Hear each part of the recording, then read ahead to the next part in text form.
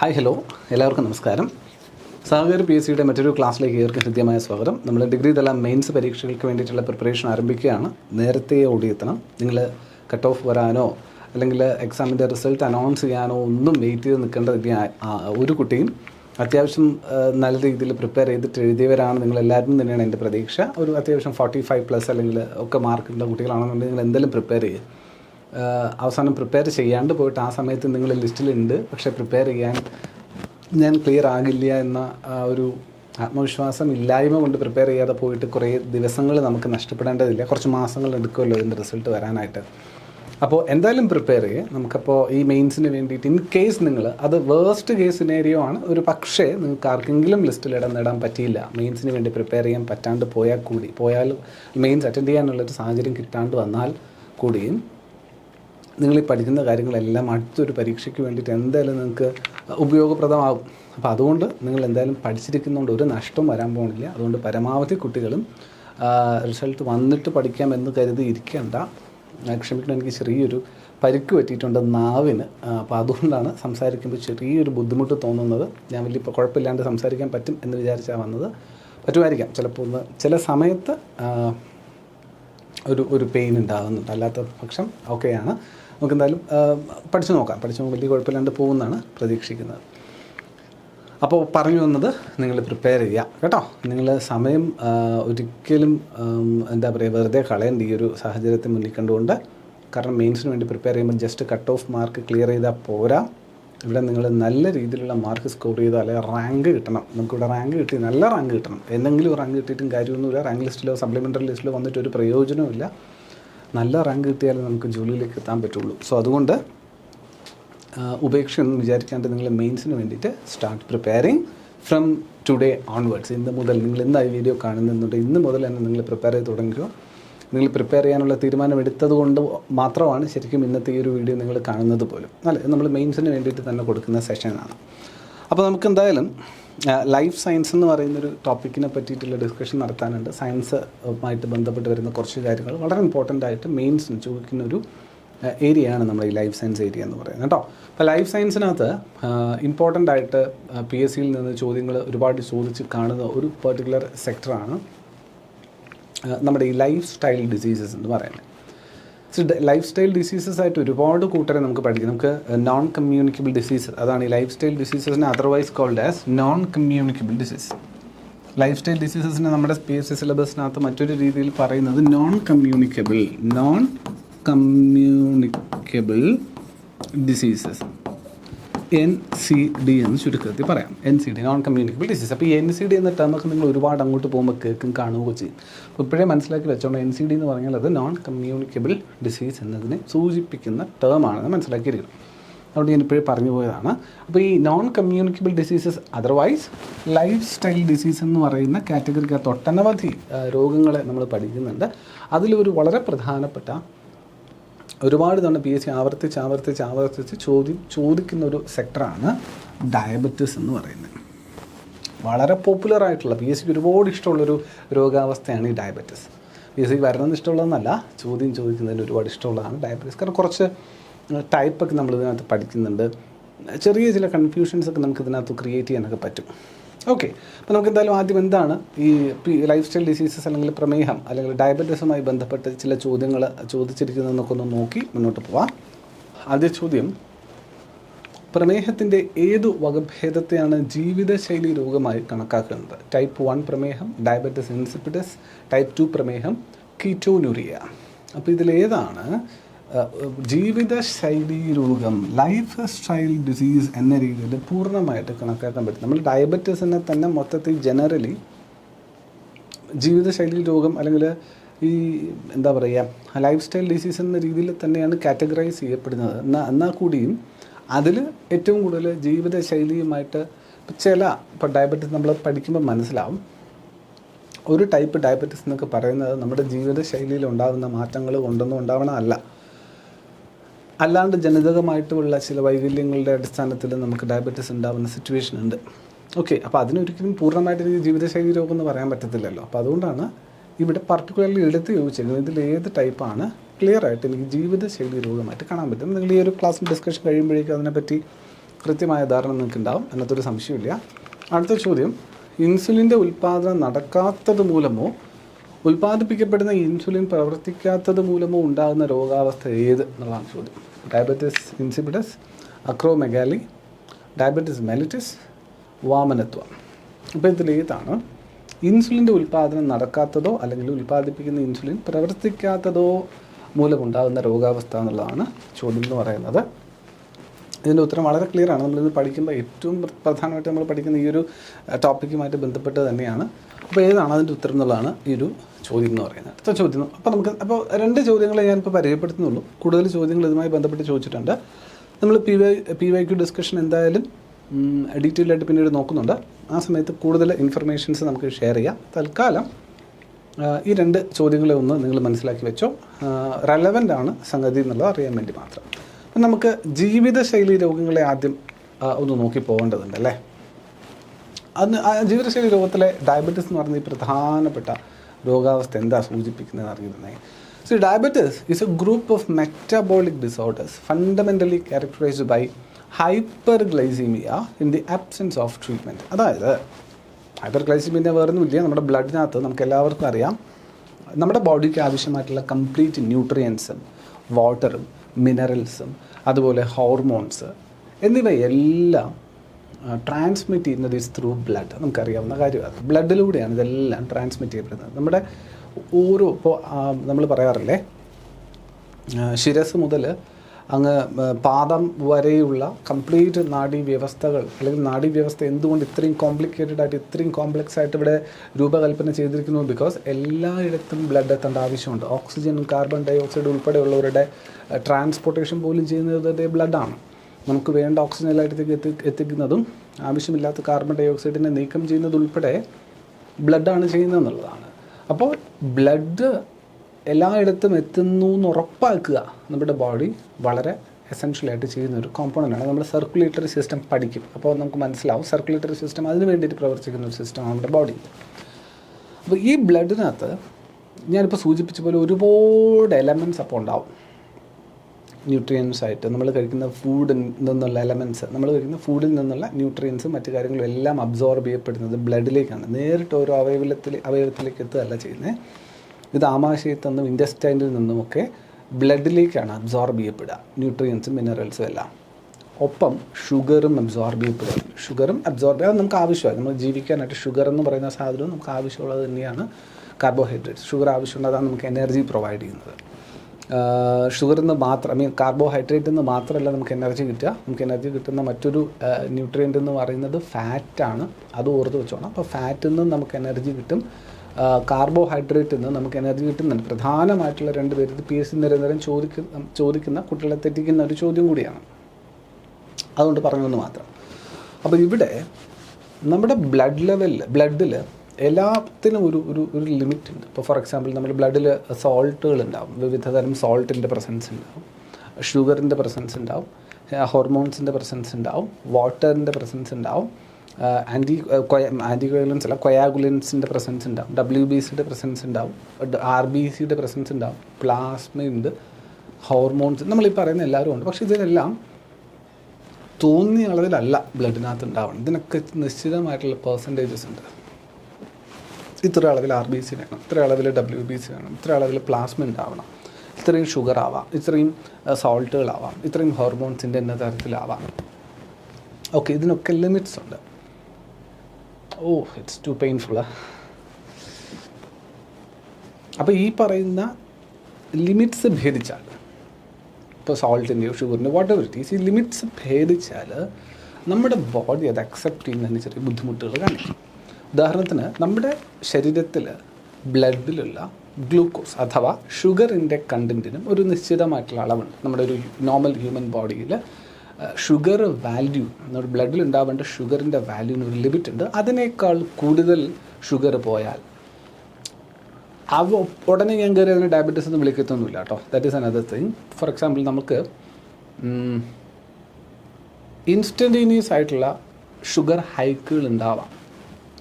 അത് കോമണാണ്. ബിക്കോസ് നമ്മൾ നല്ലൊരു സദ്യ കഴിക്കും, നല്ലൊരു സദ്യ കഴിക്കുന്ന സമയം നമുക്കറിയാം ഇഷ്ടംപോലെ ഷുഗർ നമ്മൾ കഴിക്കും. കൂട്ടത്തിൽ ചോറ് കഴിക്കുന്നുണ്ട്, സാമ്പാർ, പരിപ്പ്, പപ്പടം, പഴം, പായസം, എത്ര കൂട്ടം പായസം, എത്ര കണ്ട് കേമമായിട്ടുള്ള സദ്യയാണോ അത്ര കണ്ട് കൂടുതൽ ഷുഗർ നമ്മൾ കഴിക്കും അല്ലേ. 2-3 കൂട്ടം പായസം, ബോളി. തിരുവനന്തപുരത്തൊക്കെയാണ് പർട്ടിക്കുലർലി ബോളി ഇല്ലാത്തൊരു സദ്യ ഇല്ല. അപ്പോൾ ഇങ്ങനെ ഒരുപാട് ഷുഗർ നമ്മൾ ഇൻടേക്ക് ചെയ്യും. അപ്പോൾ ഇത്രയും ഷുഗർ നമ്മുടെ ബോഡിക്കകത്തേക്ക് കയറുന്ന സമയത്ത് ആ ഒരു ഷുഗർ മുഴുവൻ നമ്മുടെ ബ്ലഡിലേക്ക് അബ്സോർബ് ചെയ്യുന്ന സമയത്ത് ഒരു മൊമെൻറ്റിലേക്കൊക്കെ നമ്മുടെ ബ്ലഡ് ഷുഗർ വാല്യൂ താരതമ്യേന നോർമൽ ലെവലിനേക്കാൾ കൂടുതൽ പോവാം. സോ ഈ കൂടുതൽ പോകുന്ന സിറ്റുവേഷൻ കുഴപ്പമില്ല എന്ന് ഞാൻ പറയുന്നത് എന്തുകൊണ്ടാണെന്ന് വെച്ച് കഴിഞ്ഞാൽ നമ്മുടെ ബോഡിയിൽ നമ്മൾ നേരത്തെ സൂചിപ്പിച്ച പോലെ ബ്ലഡിനകത്ത് ഹോർമോൺസ് ഉണ്ടെന്നൊക്കെ ഞാൻ പറഞ്ഞു. ഹോർമോൺസ്, പല തരത്തിലുള്ള ഹോർമോൺസ് നമ്മുടെ ബോഡിക്കകത്തുണ്ട്. പലരും പല പ്രോസസ്സിന് വേണ്ടിയിട്ടാണ്, അല്ലെങ്കിൽ പല ഫങ്ഷൻസ് നിറവേറ്റുന്നതിന് വേണ്ടിയിട്ട് നിലവിലുള്ളതാണ്. അപ്പോൾ നമ്മുടെ ബ്ലഡ് ഷുഗർ ലെവലും അതുപോലെ കൺട്രോൾ ചെയ്യുന്നതിന് ഹോർമോൺസ് ഉണ്ട്. ഇൻസുലിൻ എന്ന പേരിൽ, അതുപോലെ ഗ്ലൂക്കോഗോൺ എന്ന പേരിലൊക്കെയുള്ള ഹോർമോണുകളാണ് നമ്മുടെ ഈ ബ്ലഡിലെ ഷുഗർ ലെവലിനെ മാനേജ് ചെയ്യുന്നത്. പാൻക്രിയാസ് ആണ് അതിലെ സെക്രീറ്റിംഗ് ഓർഗൻ എന്ന് പറയുന്നത്, പാൻക്രിയാസ് ആണ്. അപ്പോൾ നമ്മുടെ ബ്ലഡ്, നമ്മൾ ഈ പായസമൊക്കെ ഒരുപാട് കുടിച്ച് ഒരുപാട് ബ്ലഡ് ഷുഗർ ലെവൽ കൂടി നിൽക്കുന്ന സമയത്ത് പാൻക്രിയാസ് ഡിറ്റക്ട് ചെയ്യുന്നുണ്ട് നമ്മുടെ ബ്ലഡിൽ ഷുഗറിൻ്റെ ലെവൽ കൂടുതലാണ്. അപ്പോൾ ഈ കൂടുതലാണെന്ന സിഗ്നൽ കിട്ടുന്ന പാൻക്രിയാസ് എന്ത് ചെയ്യും, ഇതിനെ കുറയ്ക്കേണ്ട സംവിധാനം, ഇതിനെ കുറയ്ക്കുന്നതിന് വേണ്ടിയിട്ട് ഏത് ഹോർമോണാണോ സെക്രീറ്റ് ചെയ്യേണ്ടത് അത് സെക്രീറ്റ് ചെയ്യും. For example insulin. അപ്പോൾ ഇൻസുലിൻ സെക്രീറ്റ് ചെയ്യുമ്പോൾ ഷുഗർ ലെവൽ കൺട്രോൾഡായിട്ട് വീണ്ടും താഴെ വരും. അപ്പോൾ ഞാൻ ഈ പായസം കുടിച്ച പാടെ എനിക്ക് ഷുഗർ ലെവൽ സ്പൈക്ക് ചെയ്തു, നോർമലി വേണ്ടതിനേക്കാൾ കൂടുതൽ ഷുഗർ ആയി എൻ്റെ ബ്ലഡിൽ. അപ്പോൾ ഉടനെ ആ സമയത്ത് ഷുഗർ നോക്കിയിട്ട് ഞാൻ ഷുഗർ പേഷ്യൻ്റ് ആയി എന്ന് കരുതേണ്ടതില്ല.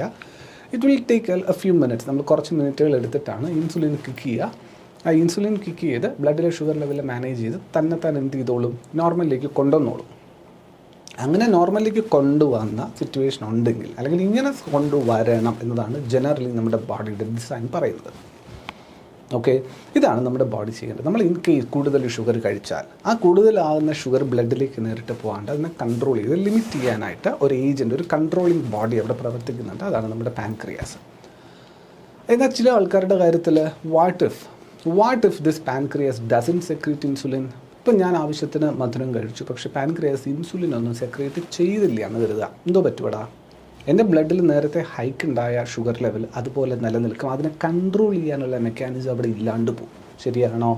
And this leads to a sustained high glucose level in the blood. അപ്പോൾ അത് നിരന്തരം എൻ്റെ ബ്ലഡിൽ ഒരു ഉയർന്ന ഷുഗർ ലെവലിനെ കീപ്പ് ചെയ്യുന്ന സിറ്റുവേഷൻ വരും. അങ്ങനെ കണ്ടിന്യൂസ് ആയിട്ട് സസ്റ്റെയിൻഡ് ആയിട്ടുള്ളൊരു ഇൻക്രീസ്ഡ് ഷുഗർ ലെവൽ എൻ്റെ ബോഡിയിലുണ്ടെങ്കിൽ, അല്ലെങ്കിൽ എൻ്റെ ബ്ലഡിലുണ്ടെങ്കിലാണ് എനിക്കിത് ഡയബറ്റിസ് ഉണ്ട് എന്ന് പറയുന്നൊരു സിറ്റുവേഷൻ പറയാൻ പറ്റുക. ക്ലിയർ ആവുന്നുണ്ടല്ലോ? So this is clearly a metabolic disorder. നമ്മുടെ ശരീരത്തിലുള്ള കെമിക്കൽ റിയാക്ഷൻസ് ആണ് മെറ്റാബോളിസം. ആ മെറ്റാബോളിസം പ്രോപ്പറായിട്ട് നടന്നില്ല. അതായത് ഷുഗർ കൂടുമ്പോൾ ഒരു കെമിക്കൽ റിലീസ് ചെയ്യും, ഒരു ഹോർമോൺ റിലീസ് ചെയ്യണം, അതിനെ കൺട്രോൾ ചെയ്യണം. ആ ഒരു റിയാക്ഷൻ അവിടെ നടന്നില്ല. So it is a metabolic disorder എന്ന് പറയാം. So a metabolic disorder fundamentally characterized by hyperglycemia. Hyper എന്ന് പറഞ്ഞാൽ കൂടുതൽ എന്നല്ലേ, ഹൈപ്പർ ആക്റ്റീവ് എന്ന് പറഞ്ഞാൽ കൂടുതൽ ആക്റ്റീവായ കുട്ടി എന്നൊക്കെ നമ്മൾ പറയാറുണ്ട്. അപ്പോൾ ഹൈപ്പർ മീൻസ് കൂടുതൽ. അപ്പോൾ ഹൈപ്പർ ഗ്ലൈസീമിയ എന്ന് പറഞ്ഞാലോ കൂടുതൽ sugar. Glycaemia means glycaemic index എന്ന് പറഞ്ഞാൽ ഷുഗറുമായിട്ട് ബന്ധപ്പെട്ട വാല്യൂ ആണെന്ന് ഓർത്താൽ മതി. അപ്പോൾ ഹൈപ്പർ ഗ്ലൈസീമിയ എന്ന് പറഞ്ഞാൽ എക്സസീവ് ഷുഗർ കണ്ടന്റ്. അപ്പോൾ ഹൈപ്പോഗ്ലൈസീമിയ എന്തായിരിക്കും? കുറഞ്ഞ ഷുഗർ കണ്ടന്റ് ആയിരിക്കും. അപ്പോൾ ഹൈപ്പർ കൂടുതലും ഹൈപ്പോ കുറവുമാണെന്ന് മനസ്സിലാക്കിയിരിക്കുക. അപ്പോൾ ഹൈപ്പർ ഗ്ലൈസീമിക് ആയിട്ടുള്ള സിറ്റുവേഷൻ ഉണ്ടാക്കും. എങ്ങനെ? ട്രീറ്റ്മെൻറ്റ് ഇല്ലാണ്ട് പോയാൽ. അപ്പോൾ ഞാൻ എൻ്റെ ബോഡിക്ക് ഇൻസുലിൻ ക്രിയേറ്റ് ചെയ്യാൻ പറ്റിയില്ല, എൻ്റെ ബ്ലഡിലെ ഷുഗർ ലെവലിനെ കൺട്രോൾ ചെയ്യാൻ പറ്റിയില്ല എങ്കിൽ ഞാൻ എന്ത് ചെയ്യേണ്ടി വരും? അങ്ങനെ നിരന്തരം ബ്ലഡ് ഷുഗർ ലെവൽ കൂടി നിന്നാൽ ഞാൻ മരിച്ചു. ഇവൻച്വലി പല കാരണത്താൽ ഞാൻ മരണപ്പെട്ടു. അങ്ങനെ പാടില്ല എന്നുള്ളതാണ്. അപ്പം ഞാൻ മെഡിക്കേഷൻ എടുക്കണം. ഞാൻ എക്സ്റ്റേണലായിട്ട് എന്ത് ചെയ്യുക? ഇൻസുലിൻ എൻ്റെ ബോഡിക്കകത്തേക്ക് എത്തിച്ചു കൊടുക്കുക. That will eventually go to the blood, right? അതും ബ്ലഡിലേക്ക് തന്നെയാണ് പോവുക. അങ്ങനെ ബ്ലഡിലേക്ക് പോകുമ്പോൾ അത് ഷുഗർ ലെവലിനെ കൺട്രോൾ ചെയ്തോളും. മനസ്സിലാവുന്നില്ല? അപ്പോൾ എൻ്റെ ബോഡിക്ക് തന്നെത്താൻ ഈ ഷുഗർ ലെവൽ കൺട്രോൾ ചെയ്യാൻ പറ്റാണ്ട് വന്ന സിറ്റുവേഷനിൽ ഞാൻ മെഡിക്കേഷൻ എടുക്കണം, ഞാൻ ട്രീറ്റ്മെൻറ്റ് എടുക്കണം. അങ്ങനെ ട്രീറ്റ്മെൻറ്റ് എടുത്ത് ട്രീറ്റ്മെൻറ്റിലൂടെ എനിക്ക് വേണ്ട എമൗണ്ടിലുള്ള ഇൻസുലിൻ ഞാൻ കഴിക്കാൻ ബാധ്യസ്ഥനാവും. അങ്ങനെ കഴിക്കുന്നത് കൊണ്ട് ഞാൻ കഴിക്കുന്ന ഭക്ഷണത്തിൽ നിന്നുള്ള ഷുഗർ ലെവലിനെ കൺട്രോൾ ചെയ്ത് നിർത്താനായിട്ട് ഞാൻ ഈ കഴിക്കുന്ന മെഡിസിൻ സഹായിക്കും. അപ്പോൾ എൻ്റെ ഷുഗർ ലെവലും മാനേജ് ചെയ്ത് നോർമൽ സ്റ്റേറ്റിൽ കൊണ്ടുവരുന്നുണ്ട്. ക്ലിയർ അല്ലേ? സോ ദിസ് ഇസ് ബേസിക്കലി, ഇതിനാണ് ബേസിക്കായിട്ട് നമ്മൾ എന്തായിട്ട് പറയുക, ഡയബറ്റീസ് എന്ന രീതി പറയാം. ഇപ്പോൾ ഡയബറ്റീസിൻ്റെ ഒരു ടൈപ്പൊക്കെ ഞാൻ പറഞ്ഞുതരാം. ബേസിക്കായിട്ട് എന്താ പ്രമേഹം എന്നുള്ളതിൻ്റെ ഒരു ചെറുധാരണ നിങ്ങൾക്ക് മനസ്സിലായെന്ന് പ്രതീക്ഷിക്കുന്നു. ഒരു പുതുതായിട്ട് ഈ കാര്യങ്ങൾ പഠിക്കുന്ന കുട്ടിക്കും മനസ്സിലാവാൻ പറ്റുന്ന രീതിയിലാണ് ഞാൻ എക്സ്പ്ലെയിൻ ചെയ്തത്. അതുകൊണ്ട് നല്ലപോലെ ഇക്കാര്യം അറിയുന്ന കുട്ടികൾക്ക് ചിലപ്പോൾ ബോറടിക്കുന്നുണ്ടാവും. അറിയാത്ത കുട്ടികൾ ഇത് കാണുമ്പോഴും അവർക്ക് മനസ്സിലാക്കാൻ സാധിക്കണം എന്ന ലെവലിലാണ് നമ്മൾ ഡിസ്കസ് ചെയ്തത്. ക്ലിയർ ആണല്ലോ മക്കളെ? അപ്പോൾ ഇതാണ് നമ്മുടെ കണ്ടീഷൻ എന്ന് പറയുന്നത് നമ്മൾ സൂചിപ്പിച്ചു. See what is the root cause? See diabetes arises from defects in insulin secretion, insulin action or the combination of both. ഇപ്പം ഞാൻ സൂചിപ്പിച്ചേയുള്ളൂ, എപ്പോഴാണ് എനിക്ക് ഡയബറ്റീസ് ഉണ്ടായി എന്ന് പറഞ്ഞേ? ഞാൻ മധുരം കഴിച്ചപ്പോൾ ഷുഗർ ലെവൽ കൂടി. That is not diabetes. ഞാൻ മധുരം കഴിച്ചപ്പോൾ ഷുഗർ ലെവൽ കൂടി, പക്ഷെ അത് താഴുന്നില്ല. കൂടിയ ഷുഗർ ലെവൽ താഴാണ്ട് നിലനിന്ന സിറ്റുവേഷനെയാണ് ഞാൻ എന്ത് വിളിച്ചത്? ഡയബറ്റീസ് എന്ന് വിളിച്ചത്. ഈ താഴ്ത്താനുള്ള ഉത്തരവാദിത്തം ആരുടേതായിരുന്നു? ഇൻസുലിൻ്റേതായിരുന്നു അല്ലേ? താഴ്ത്താനുള്ള ഉത്തരവാദിത്തം ആരുടേതായിരുന്നു? ഇൻസുലിൻ എന്ന് പറയുന്ന ഒരു ഹോർമോണിൻ്റേതായിരുന്നു. ഇൻസുലിൻ എന്ന് പറയുന്ന ഹോർമോണിൻ്റേതായിരുന്നു. പക്ഷേ അദ്ദേഹം അത് ചെയ്തില്ല. എന്തുകൊണ്ട് ചെയ്തില്ല? ഒരു പക്ഷേ ഇൻസുലിൻ്റെ സെക്രീഷൻ നടന്നിട്ടുണ്ടാവില്ല എൻ്റെ ബോഡിയിൽ, അല്ലേ? അതിനൊരു പോസിബിലിറ്റി ഉണ്ടല്ലോ. യെസ്. സോ ഇൻസുലിൻ സെക്രീഷൻ ഒരു പക്ഷേ നടന്നിട്ടുണ്ടാവില്ല. That is one possibility. Very very important possibility അറിയണം. ഇൻസുലിൻ എൻ്റെ ബോഡി ഉൽപ്പാദിപ്പിക്കാത്തത് കൊണ്ട് മാത്രമല്ല എനിക്ക് ഡയബറ്റീസ് ഉണ്ടാവുക. അതാണ് പറഞ്ഞു വരുന്നത്. So one reason is that. ഒരു കാരണം അത് തന്നെയാണ്, എൻ്റെ ബോഡിക്കകത്ത് ആവശ്യമുള്ള ഇൻസുലിൻ പ്രൊഡ്യൂസ് ചെയ്തില്ല എന്നിരിക്കട്ടെ, അതൊരു കാരണമാണ്. രണ്ട്, ഇൻസുലിൻ ആക്ഷൻ. എന്താ ഇൻസുലിൻ ആക്ഷൻ എന്ന് പറഞ്ഞാൽ? നമ്മുടെ ബോഡിക്കകത്ത് ഏതൊരു ഹോർമോൺ സെക്രീറ്റ് ചെയ്യപ്പെടുമ്പോഴും അതിനൊരു ടാർഗറ്റ് സെല്ലുണ്ട്. ഇത് ടാർഗറ്റ് ചെയ്യേണ്ട ഏരിയാസ് ഉണ്ട്. ആ ടാർഗറ്റ് ചെയ്യേണ്ട ഏരിയാസിൽ ചെന്ന് തന്നെയാണ് ഈ ഹോർമോൺസ് പ്രവർത്തിക്കേണ്ടത്. എന്നാൽ ഈ പ്രൊഡ്യൂസ് ചെയ്യപ്പെടുന്ന ഇൻസുലിനെ അക്സെപ്റ്റ് ചെയ്യുവാനോ അതിനോട് റെസ്പോണ്ട് ചെയ്യുവാനോ എൻ്റെ ബോഡിയിലെ സെല്ലുകൾ തയ്യാറാവാത്ത സിറ്റുവേഷൻ വന്നാൽ എന്ത് ചെയ്യും?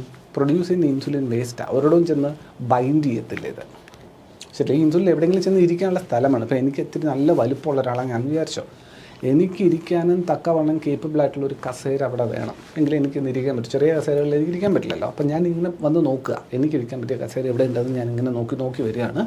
എനിക്കിരിക്കാൻ ഒരാളും കസേര, എനിക്കിരിക്കാൻ തക്കവണ്ണം കേപ്പബിൾ ഒരു കസേര ഞാൻ കണ്ടില്ല എന്നുണ്ടെങ്കിൽ ഞാൻ എന്ത് ചെയ്യേണ്ടി വരും?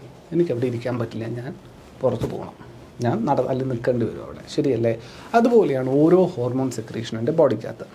എല്ലാ ഹോർമോണും പ്രവർത്തിക്കേണ്ട ബോഡി അല്ലെങ്കിൽ പ്രവർത്തിക്കേണ്ട സ്ഥലം ഏതാണെന്നുള്ളത് കൃത്യമായിട്ട് അറിയുന്നുണ്ടാവും. ആ സ്ഥലത്ത് മാത്രമേ അത് പ്രവർത്തിക്കുകയുള്ളൂ.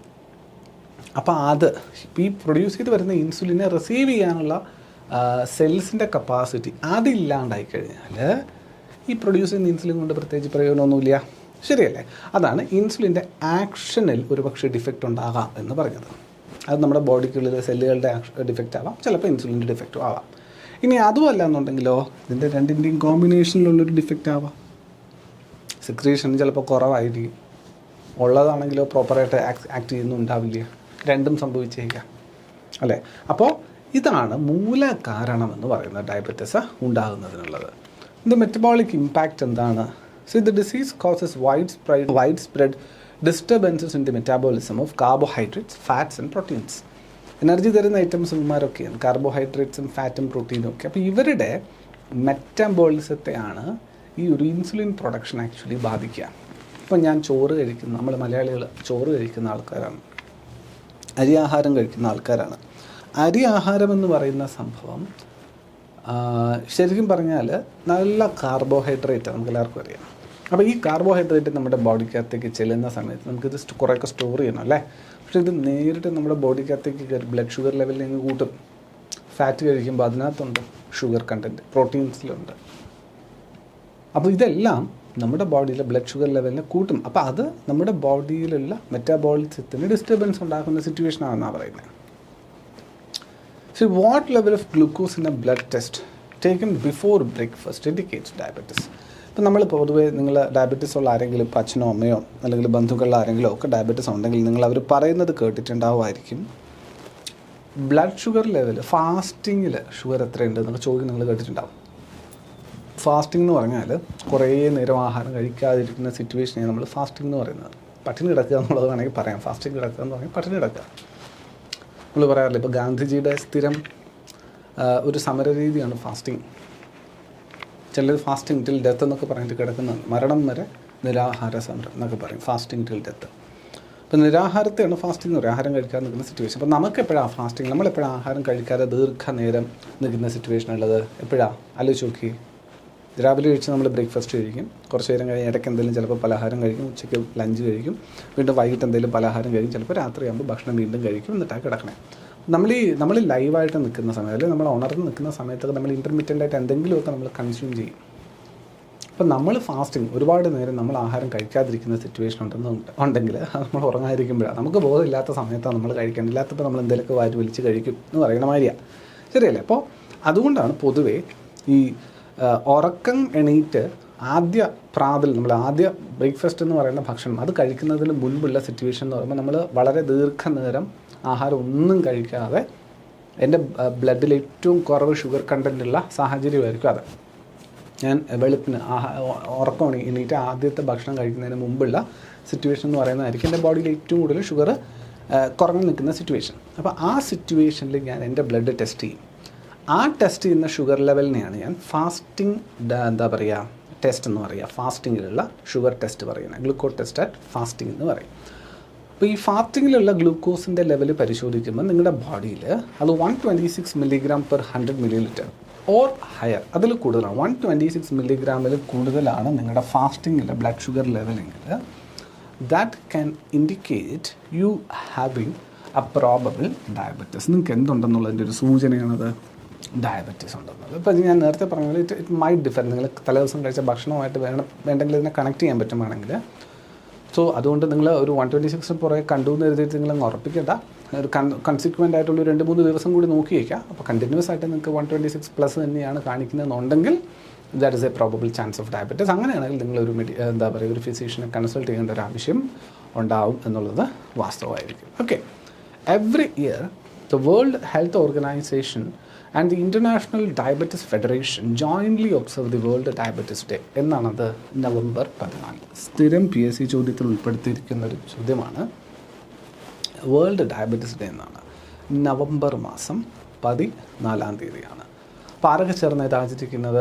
നമ്മുടെ വേൾഡ് ഹെൽത്ത് ഓർഗനൈസേഷനും അതുപോലെ ഇൻ്റർനാഷണൽ ഡയബറ്റിക് ഫെഡറേഷനും കേട്ടോ. International diabetic federation and world health organisation അതൊന്ന് അറിഞ്ഞിരിക്കുന്നത് വളരെ ഇമ്പോർട്ടൻ്റ് ആണ്. ആരൊക്കെ ചേർന്ന് ഓർഗനൈസ് ചെയ്ത പരിപാടിയാണ് ഈ ഇൻ്റർനാഷണൽ ഡയബറ്റിസ് ഡേ എന്ന് ചോദിച്ചാൽ ചിലപ്പോൾ ഡേക്ക് വേറെ ഇനി ചോദിക്കാതായിരിക്കും. ഒരു അല്പം ഡെപ്തിലുള്ള നല്ലൊരു ചോദ്യമായിട്ട് ചോദിക്കാൻ തോന്നിക്കഴിഞ്ഞാൽ അത് ചോദിക്കുന്നതായിരിക്കും. ഞാനാണ് ക്വസ്റ്റ്യൻ ഇടുന്നതെങ്കിൽ ഞാൻ ഒരിക്കലും November 14 കാര്യം ചോദിക്കത്തേയില്ല.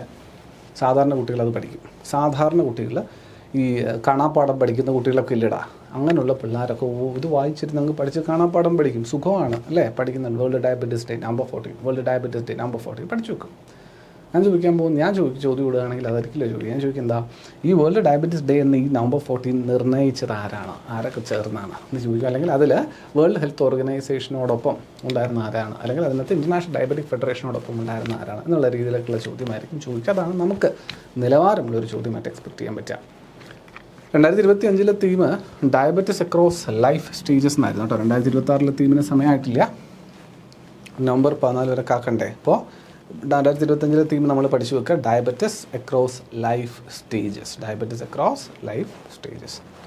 The universal symbol for diabetes ഇതും ചോദിക്കാം കേട്ടോ, ബ്ലൂ സർക്കിൾ. ഡയബറ്റീസിൻ്റെ യൂണിവേഴ്സൽ സിമ്പിളാണ് എന്ത്?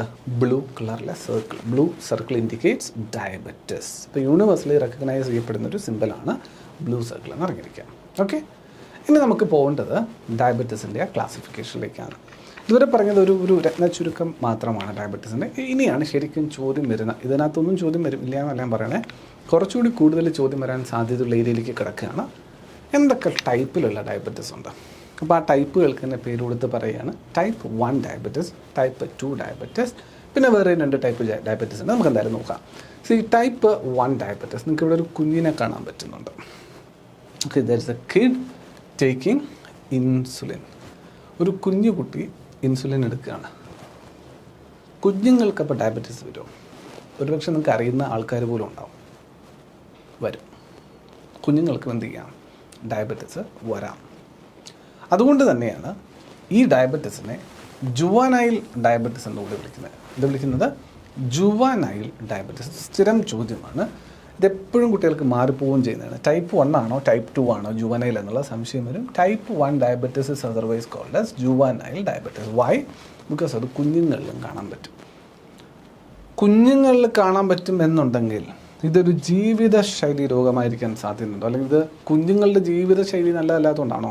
ഇപ്പോൾ പൊതുവേ നമ്മൾ ഈ ലൈഫ് സ്റ്റൈൽ ഡിസീസ്, ജീവിതശൈലി രോഗം എന്ന് പറഞ്ഞാൽ അത് ഈ ഒരു രോഗം ഉണ്ടാകാനുള്ളത് കാരണമെന്ന് പറയുന്നത് നമ്മുടെ ജീവിതശൈലി ശരിയില്ലാത്തതുകൊണ്ടാണ്. ഇപ്പോൾ നമുക്ക് എക്സസൈസ് ഇല്ല, ആവശ്യത്തിൽ കൂടുതൽ ഭക്ഷണം കഴിക്കുക, കൂടുതൽ ഷുഗർ കഴിക്കുക, ആവശ്യത്തിന് ഉറക്കമില്ലാതിരിക്കുക, നല്ലപോലെ ടെൻഷൻ എടുക്കുക, എക്സസൈസ് ഒന്നും ഇല്ലാണ്ടിരിക്കുക, ഇങ്ങനത്തെ സിറ്റുവേഷൻ വരുന്നത് ജീവിതം നമ്മുടെ ബോഡി എത്ര കണ്ടതാണ്. നമ്മുടെ ബോഡി ഡിസൈൻ ചെയ്തിട്ട് നല്ലപോലെ പണിയെടുക്കാനാണ്. അപ്പോൾ നമ്മൾ കാട്ടിൽ ജീവിച്ച മനുഷ്യരാണ്. നമ്മുടെ ബോഡി ഇപ്പോഴും അത്ര കണ്ട് വർഷങ്ങൾ പഴക്കമുള്ളതാണ്. ഇപ്പം നിങ്ങൾ ഓർത്തിരിക്കണം, നമ്മൾ കാട്ടിൽ ജീവിച്ച മനുഷ്യർ, നമ്മൾ ഡിസൈൻ ചെയ്തിരിക്കുന്നതും കാട്ടിൽ ജീവിക്കാൻ വേണ്ടി തന്നെയാണ്. നമ്മൾ കൂടുതൽ സിവിലൈസ്ഡായി, സോഷ്യലി ഡെവലപ്ഡായി, വളരെ സെക്യൂർഡ് ആൻഡ് സേഫ് ആയിട്ടുള്ള പ്രദേശങ്ങൾ നിർമ്മിച്ചു. പണിയെടുക്കാൻ നമുക്ക് വേണ്ടി വേറെ ആൾക്കാരെ കൊണ്ടുവന്നു, നമ്മൾ പണിയെടുക്കൽ നിർത്തി. അപ്പം പക്ഷെ നമ്മളെ ഡിസൈൻ ചെയ്തിരിക്കുന്നത് ഇന്നും പണ്ടത്തെ കാട്ടിൽ ജീവിക്കുന്ന ഒരു മൗഗ്ലിയെ പോലെ തന്നെയാണ്.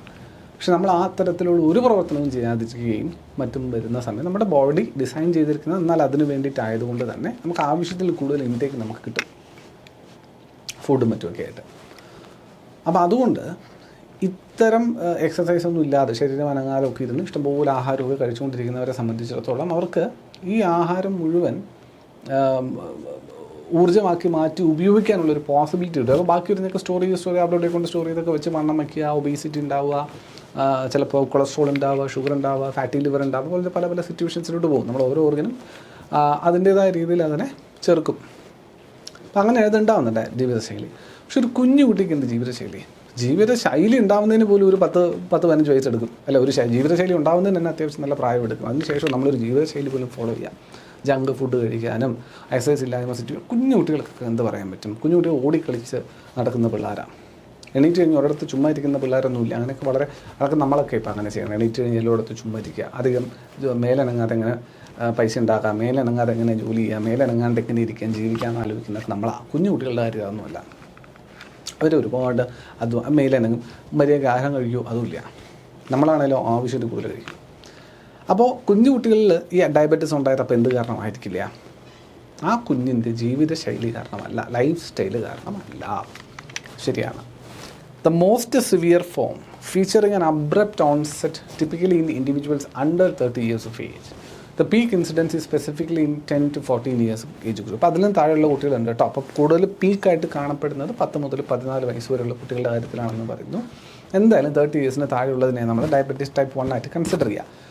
എപ്പോഴും നിങ്ങളൊരു കാര്യം കൂടി ഓർത്തേക്കുക, non communicable disease, NCDs, non communicable ഡിസീസസിന് വേണ്ടിയിട്ടൊക്കെ സ്ക്രീനിങ് പ്രോഗ്രാമുകൾ മറ്റൊക്കെ ഉണ്ട് നമ്മുടെ നാട്ടിൽ. അപ്പോൾ ആ സ്ക്രീനിങ് പ്രോഗ്രാമുകളൊക്കെയും ടാർഗറ്റ് ചെയ്യുന്നത് individuals who are greater than 30 years, 30 വയസ്സിൽ കൂടുതൽ പ്രായമുള്ള ഇൻഡിവിജ്വൽസിനെയാണ് അവിടെ ടാർഗറ്റ് ചെയ്യുന്നത്. കാരണം 30 വയസ്സ് കഴിയുമ്പോഴാണ് ഇത്തരത്തിലുള്ള അസുഖങ്ങൾ വരാനുള്ള പ്രോബബിലിറ്റി കൂടുതലെന്നാണ് ഗവൺമെൻറ് അംഗീകരിച്ചിരിക്കുന്നത്. ഗവൺമെൻറ് പറയുന്നതാണ്. ഇവിടെ 30 വയസ്സിൽ താഴെയാണെന്നുണ്ടെങ്കിൽ നിങ്ങൾ ആ ഒരു കാറ്റഗറി പെടില്ല. കാരണം ചൈൽഡിൻ്റെ കാറ്റഗറിയിൽ വരുന്ന ഡയബറ്റീസിൻ്റെ സാധ്യതയായിരിക്കാം എന്നതാണ് ചൂണ്ടിക്കാണിക്കുന്നത്. എന്നാലും നിങ്ങൾ 30 വയസ്സ് വരുന്ന പോകത്തൊന്നുമില്ല. ഒരു പീക്ക് ഗ്രൂപ്പ് കണക്കൂട്ടിയത് 10 to 14 yearsലൊക്കെ വരുന്ന അസുഖത്തെയാണ് കണക്കൂട്ടുന്നത്. പീക്ക് ഇൻസിഡൻസ് എന്ന് കരുതി അതിൽ താഴെയുള്ള കുട്ടികൾക്ക് വരില്ല എന്നല്ല. 2-3 വയസ്സുള്ള കുട്ടികൾക്ക് ഉൾപ്പെടെ ഇൻസുലിൻ എടുക്കുന്ന കുഞ്ഞുങ്ങളൊക്കെ ഉണ്ടാകും കേട്ടോ. ദ കോസസ്, ഇതൊരു ഈ ടൈപ്പ് 1 ഡിസോർഡർ ഉണ്ടാകാനുള്ള അപ്പോൾ കാരണം എന്താ? ബേസിക്കലി ഇത് ഡയബറ്റീസ് ആണ്. ഇപ്പോൾ ടൈപ്പ് 1 ആയാലും ടൈപ്പ് 2 ആയാലും ഡയബറ്റീസ് ആണ്. അത് ബ്ലഡിലെ ഷുഗർ ലെവൽ കൂടുതലുള്ള സിറ്റുവേഷനാണ് വരിക. ബ്ലഡിലെ ഷുഗർ ലെവൽ കൺട്രോൾ ചെയ്യാൻ പറ്റാത്ത സിറ്റുവേഷനാണ് വരിക. ഈ ടൈപ്പ് 1 ഡയബറ്റീസിൽ അത് എന്തുകൊണ്ട് ഷുഗർ ലെവൽ കൺട്രോൾ ചെയ്യാൻ പറ്റില്ല? That is the question to be answered. Okay, അതാണ് ചോദ്യം, അതാണ് ആൻസർ ചെയ്യേണ്ട ചോദ്യം. ടൈപ്പ് 1 ഡയബറ്റീസിൻ്റെ കാര്യത്തിൽ ഇവിടെ കുഞ്ഞ് ജനിക്കുന്ന സമയത്ത് തന്നെ ഒരു വൈകല്യം കുഞ്ഞിനുണ്ട്, ഒരു ഡിഫക്റ്റ് ഉണ്ട്. ബർത്ത് ഡിഫക്റ്റ് തന്നെയുള്ളതാണ്. നമ്മുടെ ബോഡിയിലുള്ള ഇമ്മ്യൂൺ സിസ്റ്റം, നമ്മുടെ ബോഡിയിൽ തന്നെയുള്ള പാൻക്രിയാസിലെ ഇൻസുലിൻ സെക്രീറ്റ് ചെയ്യുന്ന സെല്ലുകളുണ്ട്. അതിനെ വിളിക്കുന്ന പേര് ബീറ്റാ സെൽസ് എന്നാണ്. എന്ത് സെല്ലാണ് വിളിക്കുന്ന പേര്? Beta cells. ഈ ബീറ്റാ സെൽസാണ് ഇൻസുലിനൊക്കെ സെക്രീറ്റ് ചെയ്യുന്ന സെല്ലെന്ന് പറയുന്നത്. അപ്പോൾ ഈ ബീറ്റാ സെൽസിനെ നമ്മുടെ തന്നെ ഇമ്മ്യൂൺ സിസ്റ്റം റെക്കഗ്നൈസ് ചെയ്ത് ഡിസ്ട്രോയ് ചെയ്ത് കളയും. നമ്മളെ ഇമ്മ്യൂൺ സിസ്റ്റം ഒരു ഏലിയനെ ഡിസ്ട്രോയ് ചെയ്യാൻ വേണ്ടിയിട്ടാണ് ഡിസൈൻ ചെയ്തിരിക്കുന്നതെങ്കിൽ നമ്മുടെ ബീറ്റാ സെല്ലിനെ ഇമ്മ്യൂൺ സിസ്റ്റം എന്തായിട്ടാണ് കാണുന്നത്? ഒരു ഏലിയനായിട്ട് കണ്ടിട്ട് പാൻക്രിയാസിൻ്റെ ബീറ്റാ സെൽസിനെ അങ്ങ് നശിപ്പിച്ച് കളയും. ബീറ്റാ സെൽസ് ഇല്ലെങ്കിൽ ഇൻസുലിൻ പ്രൊഡക്ഷൻ നടക്കുമോ? ഇല്ല. അതുകൊണ്ട് എന്ത് ചെയ്തു? എൻ്റെ ബോഡിയിൽ ഇൻസുലിൻ പ്രൊഡക്ഷൻ നടക്കുന്നില്ല. കാര്യം പിടിയിട്ടോ?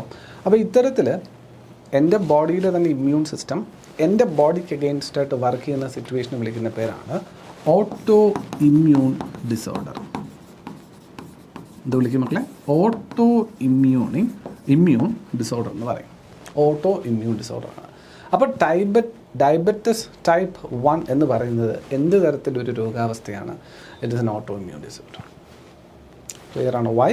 Because the immunity is acting against എന്താ പറയുക, the beta cells of the pancreas to kill the beta cells. Hence, no insulin production is taking place in the body and the blood sugar level is not at all controlled. അതുകൊണ്ട് നമ്മൾ എന്ത് ചെയ്യേണ്ടി വരും? കുഞ്ഞുങ്ങൾ insulin എടുക്കേണ്ടി വരും പുറത്തുനിന്ന്. External ആയിട്ടുള്ള ഇൻസുലിൻ ടേക്ക് ചെയ്ത് മാത്രം ബ്ലഡ് ഷുഗർ ലെവലിനെ കൺട്രോൾ ചെയ്യാൻ പറ്റുന്ന സിറ്റുവേഷൻ. ക്ലിയർ ആണോ? So caused by the destruction of pancreatic cells leading to a virtual absence of circulating insulin and elevated plasma glucagon, over 90% of the cases are immune mediated while less than 10% are idiopathic. മിക്കവാറും ഇങ്ങനെ ഒരു immune mediated ആയിട്ടുള്ള ഇമ്മ്യൂണിറ്റിയുടെ പ്രശ്നം കാരണം തന്നെയാണ് 90% കൂടുതൽ വരുന്ന ഈ ഒരു സിറ്റുവേഷനും ഉണ്ടാകുന്നതാണ്. ക്ലിനിക്കൽ ഫീച്ചേഴ്സ് അത്ര ഇമ്പോർട്ടൻ്റ് ഒന്നും അല്ലേ, നിങ്ങൾ അങ്ങനെ നോക്കേണ്ട കാര്യമില്ല. എന്നാലും it is A catabolic disorder heavily associated with ketosis. Ketosis എന്ന് പറഞ്ഞാൽ വെൻ ലെഫ്റ്റ് ഹാൻഡ് ഇത് തന്നെയാണ്. അതായത് ഈ നമ്മുടെ ബോഡിക്കകത്ത് ഷുഗർ ലെവൽ ഇല്ലാതെ വരുമ്പോൾ ഫാറ്റിനെ എടുത്ത് എനർജി ആക്കി മാറ്റുന്ന സിറ്റുവേഷൻ അതിനാണ് നമ്മൾ കീറ്റോസിസ് എന്ന് പറയുക. അപ്പോൾ നിങ്ങൾ കീറ്റോ ഡയറ്റ് എന്നൊക്കെ ചിലപ്പോൾ കേട്ടിട്ടുണ്ടാകും. അപ്പോൾ ഗ്രോണപ്പ് കുട്ടികളാണെന്നുണ്ടെങ്കിൽ നിങ്ങൾ കീറ്റോ ഡയറ്റ് എന്ന് കേട്ടിട്ടുണ്ടെങ്കിൽ ചിലപ്പോൾ നല്ല വണ്ണമുള്ളവരൊക്കെ ഡയറ്റ് ചെയ്ത് വണ്ണം കുറയ്ക്കുന്നു, കീറ്റോ ഡയറ്റ് ചെയ്തിട്ടാണ് വണ്ണം കുറച്ചെന്നൊക്കെ ചില പറയുന്നത് നിങ്ങൾ കേട്ടിട്ടുണ്ടാകും. കീറ്റോ അത് തന്നെയാണ് നമ്മുടെ ബോഡിയിലേക്ക് നമ്മൾ കാർബോഹൈഡ്രേറ്റ് അല്ലെങ്കിൽ ഷുഗർ കൊടുക്കാതെ എൻ്റെ ബോഡിയിലുള്ള ഫാറ്റിനെ തന്നെ റെഡ്യൂസ് ചെയ്ത് ഫാറ്റിൽ നിന്ന് എനർജി എടുത്തെടുത്ത് ഉപയോഗിച്ചുകൊണ്ടിരിക്കുന്ന സിറ്റുവേഷനാണ് കീറ്റോസിസ് എന്ന് പറയുക. അത് അത്ര നല്ല സിറ്റുവേഷനൊന്നും അല്ല. ശരിക്കും പറഞ്ഞാൽ നമ്മുടെ ബോഡിക്ക് ആവശ്യമുള്ള എനർജി നമ്മൾ കൊടുക്കേണ്ടതുണ്ട്. ചെറിയ തോതിൽ തന്നെ ബാലൻസ് ചെയ്ത് കൊണ്ടുവരാം.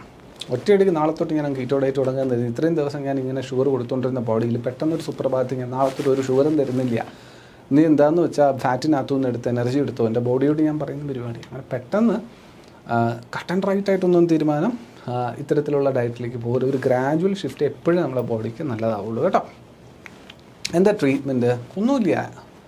Exogenous insulin is absolutely mandatory to survive, reverse the catabolic state, prevent the ketosis and reduce blood glucose level. Blood glucose level കുറയ്ക്കുന്നതിന് വേണ്ടിയിട്ട് വേറെ ഒന്നും ചെയ്യാനില്ല. എന്ത് ചെയ്യണം? Exogenous insulin. അതൊന്നുമില്ല നേരിട്ട് ഇൻസുലിൻ എന്ന ഹോർമോണിൻ്റെ ഇഞ്ചക്ഷൻ വഴിയായിട്ട് എടുക്കാം, അല്ലാത്ത പക്ഷം ടാബ്ലറ്റ്സ് ആയിട്ടുള്ള ഇൻസുലിൻ ടാബ്ലറ്റ്സ് ആയിട്ട് നമുക്ക് കൺസ്യൂം ചെയ്യാം. Whatever it is exogenous. പുറത്തുനിന്നുള്ള എന്ത് കൊടുത്തേ പറ്റുള്ളൂ? ഇൻസുലിൻ ഇൻടേക്ക് പേഷ്യൻറ്റിന് ഉണ്ടായാലേ സാധിക്കുള്ളൂ എന്നുള്ളത് വാസ്തവം. Okay. Type 1 diabetes is an auto immune. ഇവിടെ എഴുതിയിട്ടുണ്ട് it is an auto immune disorder. കാരണം ഇത് ചോദിച്ചിട്ടുണ്ട് കേട്ടോ. ഇതിങ്ങനെ തന്നെ ഒരു സ്റ്റേറ്റ്മെൻ്റ് ആയിട്ട് കിടപ്പുണ്ടായിരുന്നു PSC ചോദ്യത്തിൽ.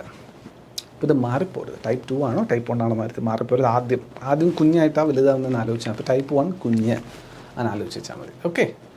Now we are moving on to type 2. അപ്പം നിങ്ങൾക്ക് കാര്യം പിടിയിട്ട് കാണാം. അപ്പോൾ ടൈപ്പ് 2 ആരാണ്? ടൈപ്പ് 1 കുഞ്ഞുങ്ങളിൽ ഉണ്ടാകുന്ന ഡിസോർഡർ ആണെന്ന് പറഞ്ഞ സ്ഥിതിക്ക് ടൈപ്പ് 2 ആരാന്നുള്ളത് മനസ്സിലായിട്ടുണ്ടാകും.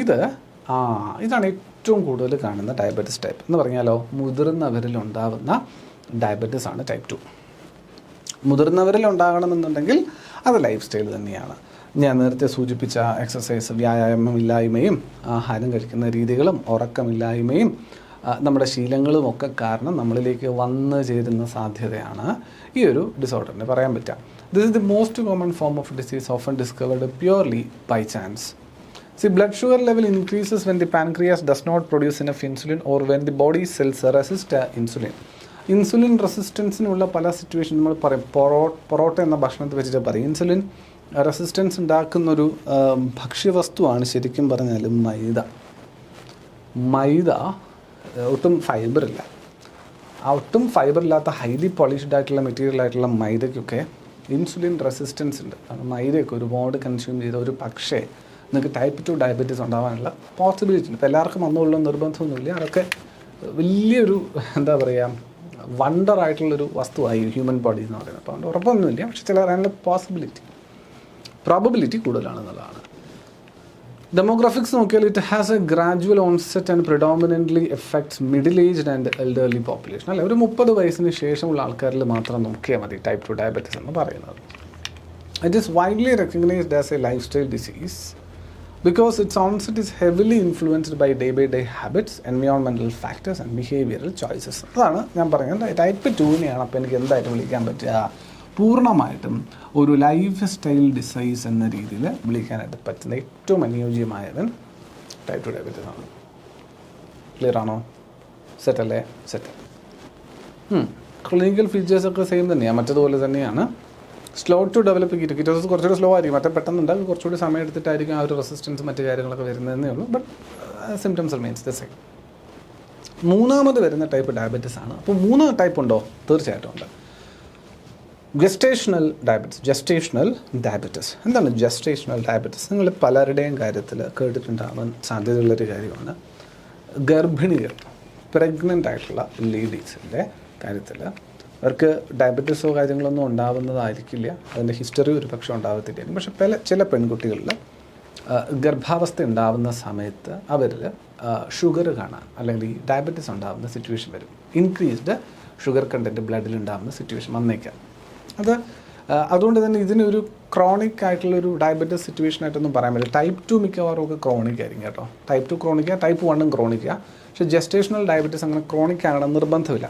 ഒരു തവണ ഇങ്ങനെ വരുന്നു. ഇപ്പോൾ ഫോർ എക്സാമ്പിൾ പ്രഗ്നൻസി സമയത്ത് ഡയബറ്റീസ് കാണിച്ചു അല്ലെങ്കിൽ ബ്ലഡ് ഷുഗർ ലെവൽ നോർമലിലും കൂടുതൽ കാണിച്ചു. But post pregnancy things would come normal.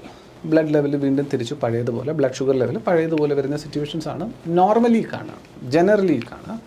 But for certain cases, ചില സാഹചര്യങ്ങളിൽ ചില മദേഴ്സിനെ സംബന്ധിച്ചിടത്തോളം ഷുഗർ ലെവൽ തിരിച്ച് പഴയ നോർമൽ സ്റ്റേറ്റിലേക്ക് പോവാത്ത സിറ്റുവേഷൻസും ഉണ്ട്. വളരെ റയറായിട്ടാണ്, പക്ഷേ അങ്ങനെ പോവാത്ത സിറ്റുവേഷൻ, പിന്നെ അവരങ്ങോട്ട് ഒരു ക്രോണിക് ഡയബറ്റിക് പേഷ്യൻ്റായി മാറുന്ന സിറ്റുവേഷനും കണ്ടിട്ടുള്ളതൊക്കെ ഉണ്ട്. ബട്ട് ജനറലി ഈ ഒരു പ്രഗ്നൻസി പീരീഡിൽ മാത്രമായിട്ട് എക്സ്പീരിയൻസ് ചെയ്യുന്നതാണ് ജസ്റ്റേഷണൽ ഡയബറ്റീസ് എന്നുകൂടി മനസ്സിലാക്കിയിരിക്കുക. സോ ഡെഫിനിഷൻ നോക്കാം. Characterized by the hyperglycemia that occurs during pregnancy where blood glucose values are elevated but sit below the diagnostic threshold for full diabetes. ഒരു പൂർണ്ണമായിട്ടുള്ള ഡയബറ്റീസിലേക്ക് എത്തുന്ന ലെവലിലേക്ക് പോകാണ്ട് നോർമലിലും കൂടുതൽ എന്ന രീതിയിലുള്ള ബ്ലഡ് ലെവൽ മെയിൻറ്റെയിൻഡ് ആയിരിക്കും. എപ്പോൾ? ഡ്യൂറിങ് പ്രഗ്നൻസി, അല്ലേ? എന്താ പറയുക, അവസ്ഥയിൽ നിൽക്കുന്ന ഗർഭാവസ്ഥയിലുള്ള സാഹചര്യത്തിൽ സാധാരണയിലും ഉയർന്ന ബ്ലഡ് ഷുഗർ ലെവൽ മെയിൻറ്റെയിൻഡ് ആയിരിക്കുന്ന സിറ്റുവേഷൻ. ഫ്യൂച്ചർ റിസ്ക് എന്ന് പറയുമ്പോൾ both the women who experience gestational diabetes and their children carry a significant increased risk of developing type 2 diabetes later in life. ഇതൊരു പൊട്ടൻഷ്യൽ റിസ്ക് ഫാക്ടറാണ്. അതായത് gestational diabetes ഉള്ള അമ്മമാരുടെ സിറ്റുവേഷനിൽ, അമ്മമാരുടെ കാര്യത്തിൽ ആ അമ്മയ്ക്കും അതുപോലെ കുഞ്ഞിനും ഭാവിയിൽ ടൈപ്പ് 2 ഡയബറ്റീസ് ഉണ്ടാകാനുള്ള സിറ്റുവേഷൻ ഉള്ള ഒരു പ്രോബബിലിറ്റി ഉണ്ട് എന്നുള്ളതാണ്. അല്ലാത്ത ഒരു എന്താ പറയുക, അമ്മയും കുഞ്ഞിനെയും കമ്പയർ ചെയ്യുമ്പോൾ ജസ്റ്റേഷണൽ ഡയബറ്റീസ് ഉണ്ടായിരുന്ന അമ്മയുടെയും കുഞ്ഞിൻ്റെയും കാര്യത്തിൽ ഫ്യൂച്ചറിൽ ഡയബറ്റീസിൻ്റെ റിസ്ക് താരതമ്യേന മറ്റതുമായിട്ട് കമ്പയർ ചെയ്യുമ്പോൾ കൂടുതലാണ്. വന്നുകൊള്ളണം നിർബന്ധമില്ല. അത് ഞാൻ ഇടയ്ക്ക് വീണ്ടും ഓർമ്മിപ്പിക്കുകയാണ്. നിർബന്ധമൊന്നുമില്ല, പക്ഷേ റിസ്ക് ഇച്ചിരി ഉണ്ട് എന്നുള്ളത് മാത്രമേ ഉള്ളൂ. കൂടുതലാണ് താരതമ്യേന. Okay, that is gestational diabetes. ഒട്ടുമുക്കാലും ജസ്റ്റേഷണൽ ഡയബറ്റീസിന് മരുന്നുകളൊന്നും ഒരു പക്ഷേ ഡോക്ടേഴ്സ് പ്രിഫർ ചെയ്യുന്നില്ല. കാരണം ഞാൻ നേരത്തെ പറഞ്ഞ പോലെ വല്ലാണ്ട് കൂടുതലുള്ള വാല്യൂ ഉണ്ടെങ്കിൽ മാത്രമാണ് മരുന്ന് കൂടി പ്രിഫർ ചെയ്യുക. മാക്സിമം അത് ഒഴിവാക്കാൻ തന്നെയാണ് നോക്കുക. കുഞ്ഞിനും അത്ര നല്ലതൊന്നുമല്ല എൻ്റെ മരുന്നെന്ന് പറയുന്നത്. അപ്പോൾ അതുകൊണ്ട് പരമാവധി ഭക്ഷണത്തിലൂടെ, ഡയറ്റിലൂടെ അതൊന്ന് കൺട്രോൾ ചെയ്ത് നിർത്താനായിട്ട് തന്നെയാണ് ശ്രമിക്കുക.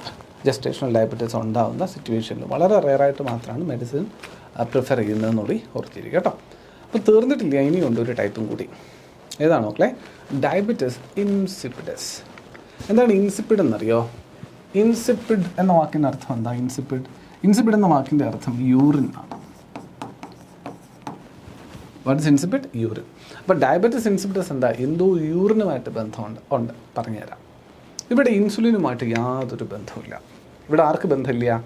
ഇൻസുലിന് ബന്ധമൊന്നുമില്ല. പകരം ആൻറ്റി ഡയൂററ്റിക് ഹോർമോൺ ADH, നമ്മുടെ പിറ്റ്യൂട്ടറി ഗ്ലാൻഡ് പ്രൊഡ്യൂസ് ചെയ്യുന്ന ADH എന്ന് പറയുന്ന ഒരാളുണ്ടല്ലോ, anti diuretic hormone, which is the hormone that regulate the body fluid content അല്ലെങ്കിൽ വാട്ടർ ലെവൽ. നമ്മുടെ ബോഡിയിൽ വാട്ടർ ലെവൽ മെയിൻറ്റെയിൻ ചെയ്യുന്ന ഹോർമോണാണ് ADH അല്ലെങ്കിൽ ആൻറ്റി ഡയൂററ്റിക് ഹോർമോൺ എന്ന് പറയുന്നത്. Which secreted by pancreas. അതാരെ സെക്രീറ്റ് ചെയ്യുന്നത്? പാൻക്രിയാസ് സെക്രീറ്റ് ചെയ്യുന്നത്. Which is secreted by pancreas അല്ലല്ലോ, അറിയാണ്ട് പറഞ്ഞു പോയതാട്ടോ. പാൻക്രിയാസ് അല്ല, ഹൈപ്പോതലാമസ് ആണ്. ഇതിൽ വരുന്ന പിറ്റ്യൂട്ടറി ഗ്ലാൻഡ് അല്ലേ, ഹൈപ്പോതലാമസ് ആണ് സെക്രീറ്റ് ചെയ്യുന്നത് ഡയബറ്റിസ് ഇൻസിപ്പിഡസ്. അപ്പോൾ എ ഡി എച്ച് സെക്രീറ്റ് ചെയ്യുന്ന ഹൈപ്പോതലാമസ്. നിങ്ങൾ ഹൈപ്പോതലാമസിനെ പഠിച്ചാൽ മതി. A D H secreted by the hypothalamus. അറിയാണ്ടാണ് ഏതെന്ന് പറഞ്ഞത് ഇത് പാൻക്രിയാസ് എന്ന് പറഞ്ഞത് കേട്ടോ, മാറിപ്പോയതാണ്, ക്ഷമിക്കുക നിങ്ങൾ. Okay, so this hormone helps the kidney manage the amount of water in the human body. നമുക്കറിയാം കിഡ്നിയാണ് വാട്ടർ കണ്ടൻറ്റ് മെയിൻറ്റെയിൻ ചെയ്യുന്നത്. എത്രത്തോളം വാട്ടർ കണ്ടന്റ് നമ്മുടെ ബോഡിയിൽ വേണം എന്നുള്ളത് തീരുമാനിച്ച് ആവശ്യത്തിൽ കൂടുതലുള്ളതിനെ വിത്ത് സെർട്ടൻ വേസ്റ്റ് എക്സ്ക്രീറ്റ് ചെയ്ത് കളയുന്നത് കിഡ്നിയാണ്, നമുക്കറിയാം. അപ്പോൾ without this essential hormone the kidney pass an abnormally large volume of urine that is insipid, meaning colourless and dilute. Colourless ആയിട്ടുള്ള വളരെയധികം ഡൈല്യൂട്ട് അല്ല, ബിക്കോസ് എക്സസീവ് ആയിട്ടുള്ള വാട്ടർ കണ്ടൻറ്റ് ഉണ്ടാവും. വാട്ടർ കണ്ടൻറ്റോടുകൂടി എത്ര വാട്ടർ എൻ്റെ ബോഡിയിൽ മെയിൻറ്റെയിൻ ചെയ്യണം എന്ന് പറയുന്ന ധാരണയില്ലാത്തത് കൊണ്ട് തന്നെ അബ്നോർമലി കൂടുതൽ എമൗണ്ടിൽ ഇങ്ങനെ യൂറിൻ റിലീസ് ചെയ്തുകൊണ്ടിരിക്കും. ആര്? കിഡ്നി. അപ്പോൾ ഒരു ഡയബറ്റിസ് ഇൻസിപിഡസ് എഫക്റ്റഡ് ആയിട്ടുള്ള ഒരു പേഴ്സൺ വളരെ വളരെ ഫ്രീക്വൻ്റ് ആയിട്ട് എന്ത് ചെയ്തുകൊണ്ടിരിക്കേണ്ടി വരും? യൂറിനേറ്റ് ചെയ്തുകൊണ്ടിരിക്കും. മാത്രമല്ല ചിലപ്പോൾ ആ യൂറിൻ കൺട്രോൾ ചെയ്യാൻ പറ്റാണ്ട് വരുന്ന സമയത്ത് കണ്ടിന്യൂസ് ആയിട്ട് ഈ ലീക്കേജ് പോലെ യൂറിൻ പൊയ്ക്കൊണ്ടിരിക്കുന്ന സിറ്റുവേഷനും ഉണ്ടായേക്കാം. ഡയബറ്റിസ് ഇൻസിപിഡസ് ഉള്ളൊരു വ്യക്തിനെ സംബന്ധിച്ചിടത്തോളം ഒരു വലിയ ബുദ്ധിമുട്ടുള്ളൊരു സിറ്റുവേഷനാണ്. ശരിയല്ലേ? That is diabetes insipidus. ഇപ്പോൾ പ്രീ ഡയബറ്റിക് സ്റ്റേറ്റും സിൻഡ്രംസും നമുക്കൊന്ന് പരിശോധിക്കാം ഡയബറ്റീസുമായി ബന്ധപ്പെട്ടത്. ഒന്ന്, impaired glucose tolerance, IGT. This represents an intermediate at risk stage between normal glucose level and overt diabetes mellitus. അതായത് സാധാരണയുള്ള ഗ്ലൂക്കോസ് ലെവലിനും ഏറ്റവും അധികം ഇപ്പോൾ ഡയബറ്റീസ് എന്ന് പൂർണ്ണമായിട്ട് വിളിക്കാൻ സാധിക്കുന്ന ഒരു ലെവലിനും ഇടയിലുള്ളൊരു സാഹചര്യം കാണുക. അതാണ് അറ്റ് റിസ്ക് എന്ന് പറയുന്ന ഒരു സ്റ്റേജാണ്. ഈ സമയത്ത് നിങ്ങൾ ഭക്ഷണം ഒന്ന് കൺട്രോൾ ചെയ്താൽ ഡയബറ്റിസ് മെലിറ്റസിലേക്ക് പോവാണ്ട് പിടിച്ചു നിർത്താൻ. ഓക്കെ, ഡയഗ്നോസ്റ്റിക്സ് ടൂൾ എന്താ? It can only B officially defined and diagnosed using N oral glucose tolerance test. നിങ്ങളൊരു ഗ്ലൂക്കോസ് ടോളറൻസ് ടെസ്റ്റ് കണ്ടക്ട് ചെയ്താൽ മാത്രമാണ് അതിൻ്റെ റിസൾട്ട് നമുക്ക് മനസ്സിലാക്കാൻ പറ്റുക. 2, insulin resistance syndrome. Frequently seen in obese type 2 diabetes patients, this is a dangerous pathological cluster combination combining hyperglycemia, hyperinsulinemia, അതായത് excess blood insulin ഉണ്ടാവും. അതും പ്രശ്നം കേട്ടോ. നമ്മൾ പറയുമ്പോൾ ഒരു കാര്യം കൂടി പറയേണ്ടതുണ്ട്. നമ്മൾ വിചാരിക്കും ഇഷ്ടംപോലെ മധുരം കഴിച്ചാൽ കുഴപ്പമില്ല, അപ്പോൾ അതിനനുസരിച്ച് ഇൻസുലിൻ പ്രൊഡ്യൂസ് ചെയ്താൽ മതിയല്ലോ എന്ന് കരുതും. അത് കുഴപ്പമാണ്. കുറച്ച് കാലം കഴിയുമ്പോൾ പാൻക്രിയാസ് അടിച്ചു, പിന്നെ ഇൻസുലിനെ പ്രൊഡ്യൂസ് ചെയ്യില്ല. മനസ്സിലാവുന്നുണ്ടോ? അതും പ്രശ്നം. അപ്പോൾ അതുകൊണ്ട് പ്രത്യേകിച്ച് അത് മാത്രമല്ല, ഈ റാപ്പിഡ് ആയിട്ടുള്ള ഇൻസുലിൻ വലിയ എമൗണ്ടിൽ സെക്രീറ്റ് ചെയ്യുക, റാപ്പിഡായിട്ട് അത് കുറയ്ക്കുക എന്നൊക്കെ പറയുന്നത് നമ്മുടെ ബോഡിക്ക് ഒട്ടും അക്സെപ്റ്റബിൾ അല്ല.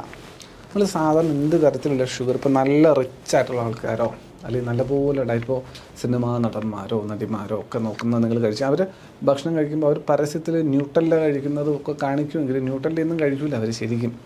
ഇൻ കേസ് അവർക്ക് അങ്ങനെ മധുരമുള്ളതോ അല്ലെങ്കിൽ എന്തെങ്കിലും ഫാറ്റ്, അതിനകത്തൊക്കെ എന്താ പാം ഓയിലും ഷുഗറും ഇല്ല, വേറൊന്നുമില്ല. അപ്പോൾ ഈ സാധനമൊക്കെ കഴിക്കണമെന്ന് ആഗ്രഹമുള്ള ആൾക്കാരൊക്കെ ആണെങ്കിൽ കൂടിയും അവർ ആ കഴിക്കുന്നതിന് മുമ്പ് ഒരു ഫൈബ്രസ് ലെയറിലുള്ള എന്തെങ്കിലും ഒരു, ഇപ്പോൾ ജെലാറ്റിനസ് മെറ്റീരിയൽസിലൊക്കെ ഫൈബ്രസ് കണ്ടൻറ്റൊക്കെ ഉള്ളതാണ്. പല മെറ്റീരിയൽസും അങ്ങനെ വാങ്ങാനൊക്കെ കിട്ടും, ഒറിജിനലാണ്, നല്ല വിലയുണ്ടാവും. അത് വാങ്ങി കഴിച്ചിട്ട് അതിൻ്റെ പുറത്താണ് അവർ ഈ ആഹാരം കഴിക്കുക. സോ സംഭവം എന്താ ചെയ്യണമെന്ന് വെച്ച് കഴിഞ്ഞാൽ നമ്മുടെ ഈ കഴിച്ച ആഹാരത്തിൽ നിന്നുള്ള ഷുഗറിൻ്റെ അബ്സോർപ്ഷൻ ഉണ്ടല്ലോ, അത് ഗ്രാജുവലി ചെയ്യുള്ളൂ. അപ്പോൾ വളരെ മെല്ലെ മാത്രം എന്ത് ചെയ്യുള്ളൂ, പാൻക്രിയാസ് ഇൻസുലിൻ സെക്രീറ്റ് ചെയ്യേണ്ടി വരുള്ളൂ. നേരെ മറിച്ച് നമ്മളെപ്പോലുള്ള സാധാരണക്കാരൊക്കെ ഒരു പെപ്സി വാങ്ങിച്ച് കുടിക്കുക അല്ലെങ്കിൽ ഒരു എന്താ പറയുക ഫ്രൂട്ടി വാങ്ങി കുടിക്കുക എന്നൊക്കെ പറയുന്ന സമയത്ത് റാപ്പിഡായിട്ടുള്ള ഇൻക്രീസാണ് നമ്മുടെ ബ്ലഡിൽ ഷുഗർ ലെവലിൻ്റെ. പെട്ടെന്ന് തന്നെ ആ ഷുഗർ സ്പൈക്ക് ചെയ്യുമ്പോൾ വളരെ പെട്ടെന്ന് തന്നെ അത് കൺട്രോൾ ചെയ്യാൻ വേണ്ടിയിട്ട് ഇൻസുലിൻ പണിയെടുക്കും. നല്ലപോലെ പണിയെടുത്ത് ഇഷ്ടംപോലെ ഇൻസുലിൻ അങ്ങ് സെക്രീറ്റ് ചെയ്യും. ഇത് പ്രശ്നമാണ്. കണ്ടിന്യൂസ് ആയിട്ട് ചെയ്യുന്ന ആൾക്കാരെ സംബന്ധിച്ചിടത്തോളം ഇത് പ്രശ്നമാണ്. വല്ലപ്പോഴും കുഴപ്പമൊന്നുമില്ല, പക്ഷേ ഇത് നിരന്തരം ചെയ്യുന്ന ആൾക്കാരെ സംബന്ധിച്ചിടത്തോളം വലിയ ബുദ്ധിമുട്ട് ക്രിയേറ്റ് ചെയ്യും നമ്മുടെ ബോഡിക്ക് എന്നുള്ളത് വാസ്തവമായിട്ടോ ഓർത്തിരുന്നേക്കുക. മെക്കാനിസം ഓഫ് ഹൈപ്പർ ടെൻഷൻ, അതായത് ഇപ്പോൾ ഹൈപ്പർ ടെൻഷൻ ഉൾപ്പെടെ കേട്ടോ. ഇൻസുലിൻ റെസിസ്റ്റൻസ് സിൻഡ്രം എന്ന് പറയുമ്പോൾ അത് എന്താ പറയുക, വളരെയധികം അമിതവണ്ണമുള്ള ടൈപ്പ് 2 ഡയബറ്റീസ് കാണുന്ന പേഷ്യൻസിലൊക്കെ ഉണ്ടാകുന്നത്. അതിനകത്ത് ഹൈപ്പർ ടെൻഷനും കൂടിയൊക്കെ ചേർന്ന് വരുന്ന സിറ്റുവേഷനെയാണ് നമ്മൾ ഇൻസുലിൻ റെസിസ്റ്റൻസ് സിൻഡ്രം എന്ന് പറയുന്നത്. High insulin level cause increased sodium retention in the renal tubules. കിഡ്നിയുമായിട്ട് ബന്ധപ്പെട്ട് വരുന്ന റീനൽ ട്യൂബ്യൂൾസ് ഉണ്ട്, കിഡ്നിയിൽ വരുന്ന ഒരു പാർട്ടാണ് റീനൽ ട്യൂബ്. നമ്മളത് എക്സ്ക്രീറ്ററി സിസ്റ്റം പഠിക്കുമ്പോൾ ഡീറ്റെയിൽ ആയിട്ട് പഠിക്കാം. അപ്പോൾ ഈ റീനൽ ട്യൂബ്യൂൾസിൽ high level of sodium retention ചെയ്യും. റിട്ടൺ മീൻസ് നിലനിർത്തും, സോഡിയത്തിനെ കൂടുതൽ പിടിച്ചു നിർത്തും, അബ്സോർബ് ചെയ്ത് നിർത്തും. ദിസ് വിൽ ഇൻക്രീസ് ഇത് BP കൂട്ടും. അപ്പോൾ ഷുഗറുമായി അതിനോടൊപ്പം BP യുമായി എങ്ങനെ ഇരിക്കുന്നു? വലിയ സിറ്റുവേഷനാണ്. അപ്പോൾ ഇതൊരു ഇൻസുലിൻ റെസിസ്റ്റൻസ് സിൻഡ്രോം എന്ന രീതിയിൽ നമ്മൾ വിശേഷിപ്പിക്കാം. പിന്നെ കാർഡിയോവാസ്കുലർ റിസ്കുകളുണ്ട്. Excessive insulin also stimulates endothelial proliferation. Endothelial proliferation എന്ന് പറഞ്ഞാൽ ഇത്രേ ഉള്ളൂ, നമ്മുടെ എൻഡോത്തീലിയൽ ടിഷ്യൂസ് ഉണ്ടല്ലോ, നമ്മുടെ ബ്ലഡ് വെസൽസിൻ്റെയൊക്കെ ഉള്ളിൽ വരുന്ന, ബ്ലഡ് വെസൽസിൻ്റെ ഉള്ളിൽ വരുന്ന ലൈനിങ് ഒക്കെ കൊടുത്തിരിക്കുന്ന ടിഷ്യൂസ്, അവിടെ കൂടുതൽ സെല്ലിൻ്റെ ജനറേഷൻ, കൂടുതൽ സെൽസ് ജനറേറ്റ് ചെയ്യും, കൂടുതൽ secretions of cell will take place. അങ്ങനെ വരുമ്പോൾ എന്താ പ്രശ്നം, എന്താ കുഴപ്പം, എന്താ വിച്ച് ഇനിഷ്യേറ്റ്സ് ആതെറോസ്ക്ലിറോസിസ്. അതെന്താ സംഭവം, അതായത് നമ്മുടെ ബ്ലഡ് വെസൽസിൻ്റെ തിക്നെസ് ഇത്രയുണ്ട്. അപ്പോൾ ഞാനീ പറഞ്ഞ പോലെ എൻഡോത്തീലിയൽ പ്രൊലിഫറേഷൻ ഉണ്ടാകുന്ന സമയത്ത് ഇവിടെ ഇത് തിക്കാവും, ഈ ലൈനിങ് കുറച്ചുകൂടി തിക്കായിട്ട് വരും. അങ്ങനെ തിക്കായിട്ട് വരുന്ന സമയത്ത് എന്ത് ചെയ്യും, ഇവിടെ ബ്ലഡിന് ഒഴുകാനുള്ള ഏരിയ കുറയും, റൈറ്റ്. അപ്പോൾ ഇത് ബ്ലോക്ക് ക്രിയേറ്റ് ചെയ്യും, ബ്ലഡിന് ഒഴുകാനുള്ള സ്ഥലത്തിന് ബ്ലോക്കേജ് ക്രിയേറ്റ് ചെയ്യും. ആ ബ്ലോക്കേജിനാണ് നമ്മളിങ്ങനെ അതെറോസ്ക്ലിറോസിസ് എന്ന് പറയും. ശരിക്കും പറഞ്ഞാൽ പ്ലേക്ക്, ചെറിയ ചെറിയ പ്ലേക്ക് പറ്റി ഫാറ്റോ അങ്ങനെ എന്തെങ്കിലുമൊക്കെ മെറ്റീരിയൽസ് കൂടെ ഉണ്ടെന്നുള്ളവർ ഈസി ആയിട്ട് അത് അടങ്ങി ആ ഡെപ്പോസിറ്റ് കാരണം ഈസി ആയിട്ട് അതിൻ്റെ വലിപ്പം കുറഞ്ഞില്ല, ബ്ലഡ് വെസലിൻ്റെ വലിപ്പം കുറയുമ്പോൾ പിന്നെ ബ്ലഡിന് അതുവഴി പോകാൻ പറ്റാതെ പോകും, ആ ഫാറ്റും കൂടിയൊക്കെ വരുമ്പോൾ പോകാൻ പറ്റാതെ പോകും. അതാണ് അതെറോസ്ക്ലിറോസിസ് ക്രിയേറ്റ് ചെയ്യുന്നത് പറയുന്നത്. ലൈനിങ് തിക്നെസ് ആവാം, അല്ലെങ്കിൽ ചിലയിടത്ത് മാത്രമായിട്ട് കോൺസെൻട്രേറ്റ് ചെയ്തിട്ടുള്ള ലൈനിങ് സെൽ ഗ്രോത്ത് ആവാം. അതുമെല്ലാം ഇതുപോലെ ബ്ലോക്ക് പോലത്തെ സിറ്റുവേഷൻസ് ക്രിയേറ്റ് ചെയ്യും. അത് ഹാർട്ട് അറ്റാക്ക് പോലുള്ള സിറ്റുവേഷൻസിലേക്ക് ലീഡ് ചെയ്യും, സ്ട്രോക്ക് കണ്ടീഷൻസിലേക്ക്. ഇത് ബ്ലഡിലേക്ക് പോകുന്ന ഇത് ബ്രെയിനിലേക്ക് പോകുന്ന ബ്ലഡ് വെസലിലാണ് ഉണ്ടാകുന്നതെന്നുണ്ടെങ്കിലോ എന്താ ഉണ്ടാവുക, സ്ട്രോക്ക് ഉണ്ടാവും. സ്ട്രോക്ക് ബ്രെയിൻ എഫക്റ്റ് ചെയ്യുന്ന സിറ്റുവേഷനാണ്. ബ്രെയിനിലേക്ക് ബ്ലഡ് എത്താതെ, ഒരു പ്രദേശത്തേക്ക് ബ്ലഡ് എത്താതെ ക്ലോട്ടായിട്ട് വരുന്ന സിറ്റുവേഷനാണ് സ്ട്രോക്ക് ക്രിയേറ്റ് ചെയ്യുന്നത്. മറ്റേതെങ്കിലും പ്രദേശത്താണെങ്കിൽ ഹാർട്ടിലാണെങ്കിൽ ഹാർട്ട് അറ്റാക്ക് ക്രിയേറ്റ് ചെയ്യും. അത് റിസ്ക്കാണ്. ഓക്കെ, ഇനി ഈ ഡയബറ്റീസ് ഉള്ള വ്യക്തികളെ സംബന്ധിച്ചിടത്തോളം ലോങ് ടേം കോംപ്ലിക്കേഷൻസ് എന്തായാലും കുഴപ്പമാണ്. ലോങ് ടേം കോംപ്ലിക്കേഷൻസ് ഒന്ന് specific microvascular damages. The classic long term triad includes retinopathy. ഒന്ന് കണ്ണിന് ബുദ്ധിമുട്ടുണ്ടാകും, അത് ശരിയായിട്ടും ഉണ്ടാകുന്ന ഒരു സാധനമാണ്, വളരെ കോമൺ ആയിട്ട് കാണുന്നത്. പിന്നെ ഒന്ന് നെഫ്രോപ്പതിയാണ്, കിഡ്നി ഡാമേജ് ഉണ്ടാകും, ബിക്കോസ് നമ്മൾ നിരന്തരം ഇതിൻ്റെ മരുന്ന് കഴിക്കുന്നതിൻ്റെ ഒരു സിറ്റുവേഷൻ ഉണ്ട്. പിന്നുള്ളത് ന്യൂറോപ്പതി, നെർവ് ഡാമേജാണ്. ഈ നെർവ് ഡാമേജും റെറ്റിനോപ്പതിയൊക്കെ ഏകദേശം ഒരുപോലെ തന്നെ പറയാൻ പറ്റും. കണ്ണിലേക്ക് പോകുന്ന നെർവുകളിലും ബുദ്ധിമുട്ടുകൾ ക്രിയേറ്റ് ചെയ്യും. ഓക്കെ, ഈ ബ്ലഡ് ഷുഗർ ലെവൽ. അപ്പോൾ ഷുഗർ കണ്ണിന് അത്ര നല്ലതല്ല. എൻ്റെ അച്ഛനൊക്കെ ഷുഗറുണ്ട്, അച്ഛൻ ഇതുപോലെ ഡയബറ്റിക് റെറ്റിനോപ്പതി ഒക്കെ ചെയ്തിട്ടുണ്ട്. കണ്ണിന് ഞരമ്പിനൊക്കെ ചെറിയ ഇഷ്യൂസ് വരുന്ന സിറ്റുവേഷനൊക്കെ ഉണ്ട്. കാരണം 10-30 വർഷമായിട്ട്, 10-25 വർഷമായിട്ട് ഷുഗറിന് മരുന്നായിരിക്കും. അപ്പോൾ ഒരു 25 വർഷമായിട്ട് ഷുഗറിന് മരുന്ന് കഴിച്ചുകൊണ്ടിരിക്കുക. അത് ഡെഫിനറ്റ്ലി ബുദ്ധിമുട്ടുകൾ ഉണ്ടാക്കും മറ്റ് ഓർഗൻസിൻ്റെ കാര്യത്തിൽ. അതാണ് അപ്പോൾ വളരെ കോമൺ ആയിട്ട് കാണുന്ന ഡാമേജസ് എവിടെ ഉണ്ടാവുക. ഒന്ന് ഐ ഡാമേജ്, റെറ്റിനോപ്പതിക് ഡിഫക്ട്സ്, പിന്നെ നെഫ്രോപ്പതി ഉണ്ടാവും, കിഡ്നി ഡാമേജസിനുള്ള പോസിബിലിറ്റി ഉണ്ട്. ദെൻ കംസ് ന്യൂറോപ്പതി, നെർവ് ഡാമേജിൻ്റെ സിറ്റുവേഷൻസ് പറയും. പിന്നെ മൈക്രോവാസ്കുലർ ആൻഡ് സിസ്റ്റമിക് റിസ്കുകൾ ഏതൊക്കെയാണ്. Diabetes are highly susceptible to heart diseases, cerebrovascular diseases, obesity, cataract എന്ന് പറഞ്ഞാൽ തിമിരം, അതുപോലെ ഇറക്ടൈൽ ഡിസ്ഫങ്ഷൻ, അല്ലേ, erectile dysfunction and non alcoholic fatty liver. Fatty liver ഉണ്ടാവും, അപ്പോഴും മദ്യപിക്കൊന്നുമില്ല, പക്ഷേ ഫാറ്റി ലിവർ ഉണ്ടെന്ന് പറയും. എങ്ങനെയാണ് അത് ഡയബറ്റീസിൻ്റെ സിറ്റുവേഷൻ കാരണം ഉണ്ടാവാം. അതിനെ നോൺ ആൽക്കഹോളിക് ഫാറ്റി ലിവർ എന്ന് പറയും. ഡയബറ്റീസ് മാത്രം കാരണമല്ല, ഭക്ഷണം കഴിക്കുന്നത് കൊണ്ടും ഫാറ്റി ലിവർ ഉണ്ടാവാം. ഭക്ഷണം ചുമ്മാ അല്ല, ഇപ്പോൾ ഒരുപാട് ഫാറ്റൊക്കെ ഉള്ള തരത്തിലുള്ള ആഹാരം, ഒരുപാട് കൊഴുപ്പൊക്കെയുള്ള ആഹാരം കഴിക്കുന്നതുകൊണ്ട്, നിരന്തരം കഴിക്കുന്നതുകൊണ്ടും ഫാറ്റി ലിവർ ഉണ്ടാവാം. അതിനൊക്കെ നോൺ ആൽക്കഹോളിക് ഫാറ്റി ലിവർ എന്നാണ് പറയുന്നത്. അതിന് ചെറിയ ഫാറ്റ് ഡെപ്പോസിറ്റ്സ് വരും. അത് ട്രീറ്റ് ചെയ്യാൻ നിൽക്കുമ്പോഴാണ്, അല്ലെങ്കിൽ ഭക്ഷണം കൺട്രോൾ ചെയ്ത് നിൽക്കുമ്പോഴാണ് ഫാറ്റി ലിവർ ആവാം. അതും ട്രീറ്റ് ചെയ്യാൻ നിൽക്കുകയാണെന്നുണ്ടെങ്കിൽ ലിവർ സിറോസിസ് പോലുള്ള സിറ്റുവേഷൻസിലേക്ക് പോകും. വലിയ ബുദ്ധിമുട്ടാണത്. Infectious diseases. Having diabetes significantly increases the risk of contracting severe infectious diseases, most notably tuberculosis. Infection, ഇപ്പോൾ ഇതുള്ളത് കൊണ്ട്, ഫോർ എക്സാമ്പിൾ നിങ്ങൾ ഒരു കയ്യോ കാലോ മുറിവ് സംഭവിച്ചു കഴിഞ്ഞാൽ ആ മുറിവ് ഉണങ്ങുന്നതിന് കൂടുതൽ സമയമെടുക്കും. ഷുഗർ ലെവൽ കൂടുതലായതുകൊണ്ട് മുറിവ് ഉണങ്ങുന്നതിന് സമയമെടുക്കും. ഇൻഫെക്ഷനുള്ള സാധ്യതകൾക്ക് അതുകൊണ്ട് കൂടുതലാണ് ഡയബറ്റീസുമായിട്ട് ബന്ധപ്പെട്ട്. അപ്പോൾ ഇതൊക്കെയാണ് ലോങ് ടേം ആയിട്ട് ഡയബറ്റീസ് നിലനിൽക്കുന്ന ഒരു പേഷ്യൻറ്റിനെ സംബന്ധിച്ചിടത്തോളം അദ്ദേഹത്തിനുണ്ടാവാൻ സാധ്യതയുള്ള ഡിഫിക്കൽട്ടീസ് എന്ന് പറയുന്നത്. അപ്പോൾ ഈ ഡയബറ്റീസ് കൺട്രോൾ ചെയ്യുന്നതിന് വേണ്ടിയിട്ട് എന്തെങ്കിലും സ്കീമുകൾ ഗവൺമെൻറ്റിൻ്റെ ഭാഗത്തു നിന്നുണ്ടോ എന്നുള്ളത് നമുക്കൊന്ന് പരിശോധിക്കണം. ഇത് സ്ഥിരം സ്കീംസ്, വെൽഫെയർ സ്കീംസ് എന്ന രീതിയിൽ ചോദ്യങ്ങളിൽ പ്രത്യക്ഷപ്പെടുന്ന കുറച്ച് കാര്യങ്ങളാണ്. ഡയബറ്റീസ് ബന്ധമായിട്ടൊക്കെ ഉള്ളത് ചോദിക്കാറുണ്ട്. And the most common question is മിഠായി. പേര് തന്നെ ഉണ്ടല്ലേ, മിഠായി ആർക്കാണ് കൂടുതൽ ഇഷ്ടം? കുഞ്ഞുങ്ങൾക്ക്. അങ്ങനെയൊന്നുമില്ല സാർ, എല്ലാവർക്കും മിഠായി ഇഷ്ടമാണെന്ന് പറയരുത്. കൂടുതലും കുഞ്ഞുങ്ങളാണല്ലോ മിഠായി കഴിക്കുക. അപ്പോൾ ഈ മിഠായി എന്ന് പറയുന്ന സ്കീം തന്നെ ഇൻട്രൊഡ്യൂസ് ചെയ്തിരിക്കുന്നത് കുഞ്ഞുങ്ങളെ ലക്ഷ്യമാക്കിയിട്ടാണെന്ന് ആലോചിച്ചാൽ മതി. Launched by the Kerala social security mission. ഇത് വളരെ ഇമ്പോർട്ടൻ്റ് ആണ്. കേരള ഇതിപ്പോൾ സോഷ്യൽ സെക്യൂരിറ്റി മിഷനാണ് ലോഞ്ച് ചെയ്തിരിക്കുന്നത്. അതുപോലെ സോഷ്യൽ സെക്യൂരിറ്റി മിഷനുണ്ട്, അതുപോലെ വേറെ പല പദ്ധതികളും സ്കീമുകൾ ലോഞ്ച് ചെയ്യാറുണ്ട്. അപ്പോൾ ആരാണ് ഈ ഒരു സ്കീമിൻ്റെ പുറകിൽ? ഓക്കെ, അത് അറിഞ്ഞിരിക്കണം നമ്മൾ. സാമൂഹിക സുരക്ഷാ വകുപ്പാണ്. സാമൂഹിക സുരക്ഷാ വകുപ്പിൻ്റെ ഭാഗത്തു നിന്നാണ് മിഠായി സ്കീം വന്നിരിക്കുന്നത്. മനസ്സിലാവുന്നുണ്ടോ? Is one of the most significant welfare scheme in India for children with type 1 diabetes.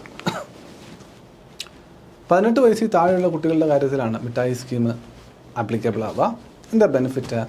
Provides free insulin and syringes, അല്ലെങ്കിൽ ഇൻസുലിൻ പെൻ, ഒന്നുകിൽ ഇൻസുലിൻ പെൻ അല്ലെങ്കിൽ സിറിഞ്ച്, അതുപോലെ ഇൻസുലിൻ അത് ഫ്രീ ആയിട്ട് കുട്ടികൾക്ക് പ്രൊവൈഡ് ചെയ്യുന്ന situation.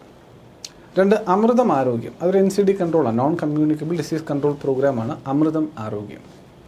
This is the flagship programme for controlling non communicable diseases like diabetes and hypertension. Diabetes, hypertension പോലുള്ള രോഗങ്ങളെ കൺട്രോൾ ചെയ്യുന്നതിന് വേണ്ടി വന്ന ഒരു ഫ്ലാഗ്ഷിപ്പ് പ്രോഗ്രാമാണ് അമൃതം ആരോഗ്യം. Target group general population, especially those about 30 years. Especially നല്ല ശരിക്കും പറഞ്ഞാൽ 30 വയസ്സിന് മുകളിലുള്ളവർ തന്നെയാണ് അമൃതം ആരോഗ്യം ടാർഗറ്റ് ചെയ്യുന്നത്.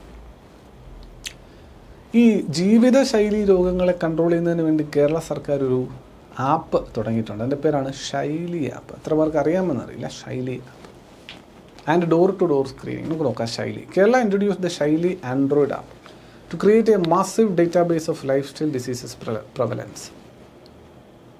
നമ്മുടെ ഒരു ഡേറ്റാബേസ്, ഇതൊരു സർവേ പോലെ നിങ്ങൾക്ക് തന്നെ ശൈലി ആപ്പ് ഡൗൺലോഡ് ചെയ്ത് നിങ്ങളുടെ ഈ ഡീറ്റെയിൽസ് അതിനകത്തോട്ട് വോളണ്ടറിലി എൻ്റർ ചെയ്ത് കൊടുക്കാം. ഡയബറ്റീസ് ഉണ്ടോ, എത്ര നാളായി വന്നിട്ട്, എത്ര ഇൻ്റർമീഡിയൻ്റ് ആയിട്ട് നിങ്ങൾ മെഡിസിൻ എടുക്കുന്നുണ്ട്, ഇൻസുലിൻ എടുക്കുന്നുണ്ടോ, എത്ര കാലം എടുക്കുന്നുണ്ട്, അങ്ങനെയൊക്കെയുള്ള കാര്യങ്ങളൊക്കെ അതിനകത്ത് നമ്മൾ ഇൻക്ലൂഡ് ചെയ്യുമ്പോൾ ശരിക്കും നമ്മുടെ നാട്ടിലെ ഈ നോൺ കമ്മ്യൂണിക്കബിൾ ഡിസീസ്, ഇപ്പോൾ ഡയബറ്റീസ് മാത്രമല്ല, നോൺ കമ്മ്യൂണിക്കബിൾ ഏതുമാകാം, ഒരു വലിയ ഒരു ക്ലിയർ ആയിട്ടുള്ള ഒരു ഡേറ്റാബേസ് നമ്മുടെ നാട്ടിലുണ്ടാവുന്നതാണ്. ASHA workers visit houses to screen individuals over 30 for diabetes risk factors, obesity, BP ഇങ്ങനത്തെ സാധനങ്ങളൊക്കെ ഉണ്ടെങ്കിൽ ഡയബറ്റീസ് ഉണ്ടാവാനുള്ള സാധ്യത കൂടുതലാണല്ലോ. അതിനുവേണ്ടി പരിശോധിക്കും. ആശാ വർക്കേഴ്സ് വരും വീട്ടിൽ. വയോമധുരം സ്കീം. എന്താ വയോമധുരം? വയോ എന്ന വാക്കിൻ്റെ അർത്ഥം ഓൾഡ് ഏജ് എന്നാണ് അല്ലേ. വയോജനങ്ങൾ, വൃദ്ധജനങ്ങൾ, വയോജന എന്താ പറയുക, ഇത് പറയുമല്ലോ നിങ്ങൾ. ഒരു വാക്കുണ്ടായിരുന്നു, മറന്നുപോയി. പോട്ടെ. അപ്പോൾ എന്തായാലും വയോ എന്നത് പ്രായം ചെന്നവരെ വിശേഷിപ്പിക്കാൻ ഉപയോഗിക്കുന്നതാണ്. അപ്പോൾ ഇവിടെ വയോവിൻ്റെ കൂട്ടത്തിൽ മധുരം എന്ന് കൂടി കിടക്കണം. അപ്പോൾ മധുരം എന്തായാലും ഇപ്പോൾ ഡയബറ്റീസുമായി ബന്ധപ്പെട്ട കൂടിയാണ്. അപ്പോൾ വയോമധുര സ്കീം എന്തായിരിക്കും? വൃദ്ധരിലെ ഡയബറ്റീസുമായി ബന്ധപ്പെട്ട എന്തോ ഒരു പദ്ധതിയാണ്. Managed by the department of social justice, സാമൂഹിക നീതി വകുപ്പ്. മറ്റേ സോഷ്യൽ സെക്യൂരിറ്റി ആയിരുന്നു. മിഠായി സ്കീം ഏതായിരുന്നു? സോഷ്യൽ സെക്യൂരിറ്റി മിഷനാണ്. ഇത് ഡിപ്പാർട്ട്മെൻറ്റ് ഓഫ് സോഷ്യൽ ജസ്റ്റിസ് ആണ്, സാമൂഹിക നീതി വകുപ്പാണ്. സാമൂഹിക സുരക്ഷാ വകുപ്പ്, ഇത് സാമൂഹിക നീതി വകുപ്പ്. ഫോക്കസസ് ഓൺ എൽഡർലി അല്ലേ, പ്രായമുള്ളവരെ ഫോക്കസ് ചെയ്യുന്നു. ടാർഗറ്റ് ഗ്രൂപ്പ് സീനിയർ സിറ്റിസൺസ് ആണ്, 60 years plus, belonging to the BPL family. അപ്പോൾ എന്തോ കൊടുക്കുന്നുണ്ടല്ലോ. എന്താ ബെനിഫിറ്റ്? BPL ഫാമിലി എന്നൊക്കെ എടുത്ത് പറയുന്നുണ്ട്. ഉണ്ട്. Provides free glucometers and test strips to 1000 eligible persons in each district to help them monitor the blood sugar at home. വീട്ടിലിരുന്നു കൊണ്ട് തന്നെ ബ്ലഡ് ഷുഗർ മാനേജ് ചെയ്യുന്നതിന് വേണ്ടി അല്ലെങ്കിൽ മോണിറ്റർ ചെയ്യുന്നതിന് വേണ്ടിയിട്ട് senior citizens under BPL category. ഇപ്പോൾ ഇതിനകത്ത് അങ്ങനെ ഒരു കാറ്റഗറൈസേഷൻ ഉണ്ട്. എല്ലാവർക്കും കിട്ടുമോ? ഇല്ല. ഇവിടെ BPL കാറ്റഗറി അല്ലെങ്കിൽ ഞങ്ങൾ പോവർട്ടി ലൈനിന് താഴെയുള്ള കാറ്റഗറിയിലുള്ള ആൾക്കാരാണെങ്കിൽ അങ്ങനെയുള്ള ആൾക്കാരിൽ ജൂലൈയിൽ 1000 പേർക്ക് ഗ്ലൂക്കോമീറ്ററുകളും ടെസ്റ്റ് സ്ട്രിപ്പുകളും കൊടുക്കുന്ന പരിപാടിയാണ്. അത് വെച്ചിട്ട് നിങ്ങൾക്ക് എന്ത് ചെയ്യാം? വീട്ടിലിരുന്നു കൊണ്ട് ഷുഗർ മോണിറ്ററിങ് ചെയ്യാനായിട്ട് സാധിക്കുന്ന പരിപാടി. അതാണ് Vayomadhuram scheme. Specialised complication clinics അങ്ങനെ 360 മെറ്റബോളിക് സെൻ്റർ എന്നൊക്കെ പേരിൽ വിളിക്കുന്നുണ്ട്. The government also run sub schemes to handle the long term effects of diabetes. ഒന്ന് Nayanamritham, a programme for the early detection and treatment of diabetic retinopathy to prevent blindness അല്ലേ.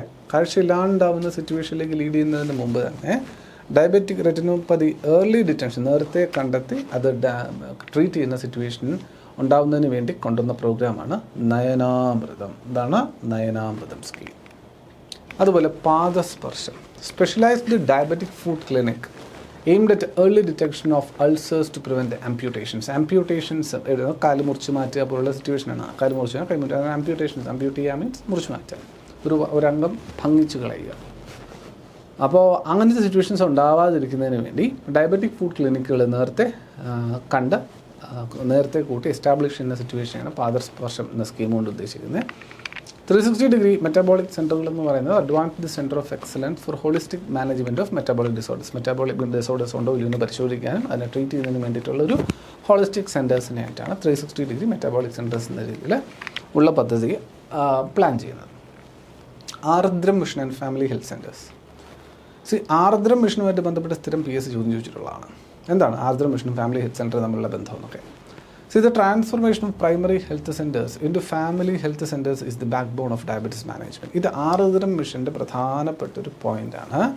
Primary health സെൻ്ററുകൾ എന്തായിട്ട് മാറ്റുക, upgrade ചെയ്യുക, family health സെൻ്ററുകളായിട്ട് upgrade ചെയ്യുക. Primary health സെൻ്ററുകൾ എങ്ങനെ upgrade ചെയ്യുക, ഫാമിലി ഹെൽത്ത് സെൻ്ററുകളാക്കി അപ്ഗ്രേഡ് ചെയ്യുക.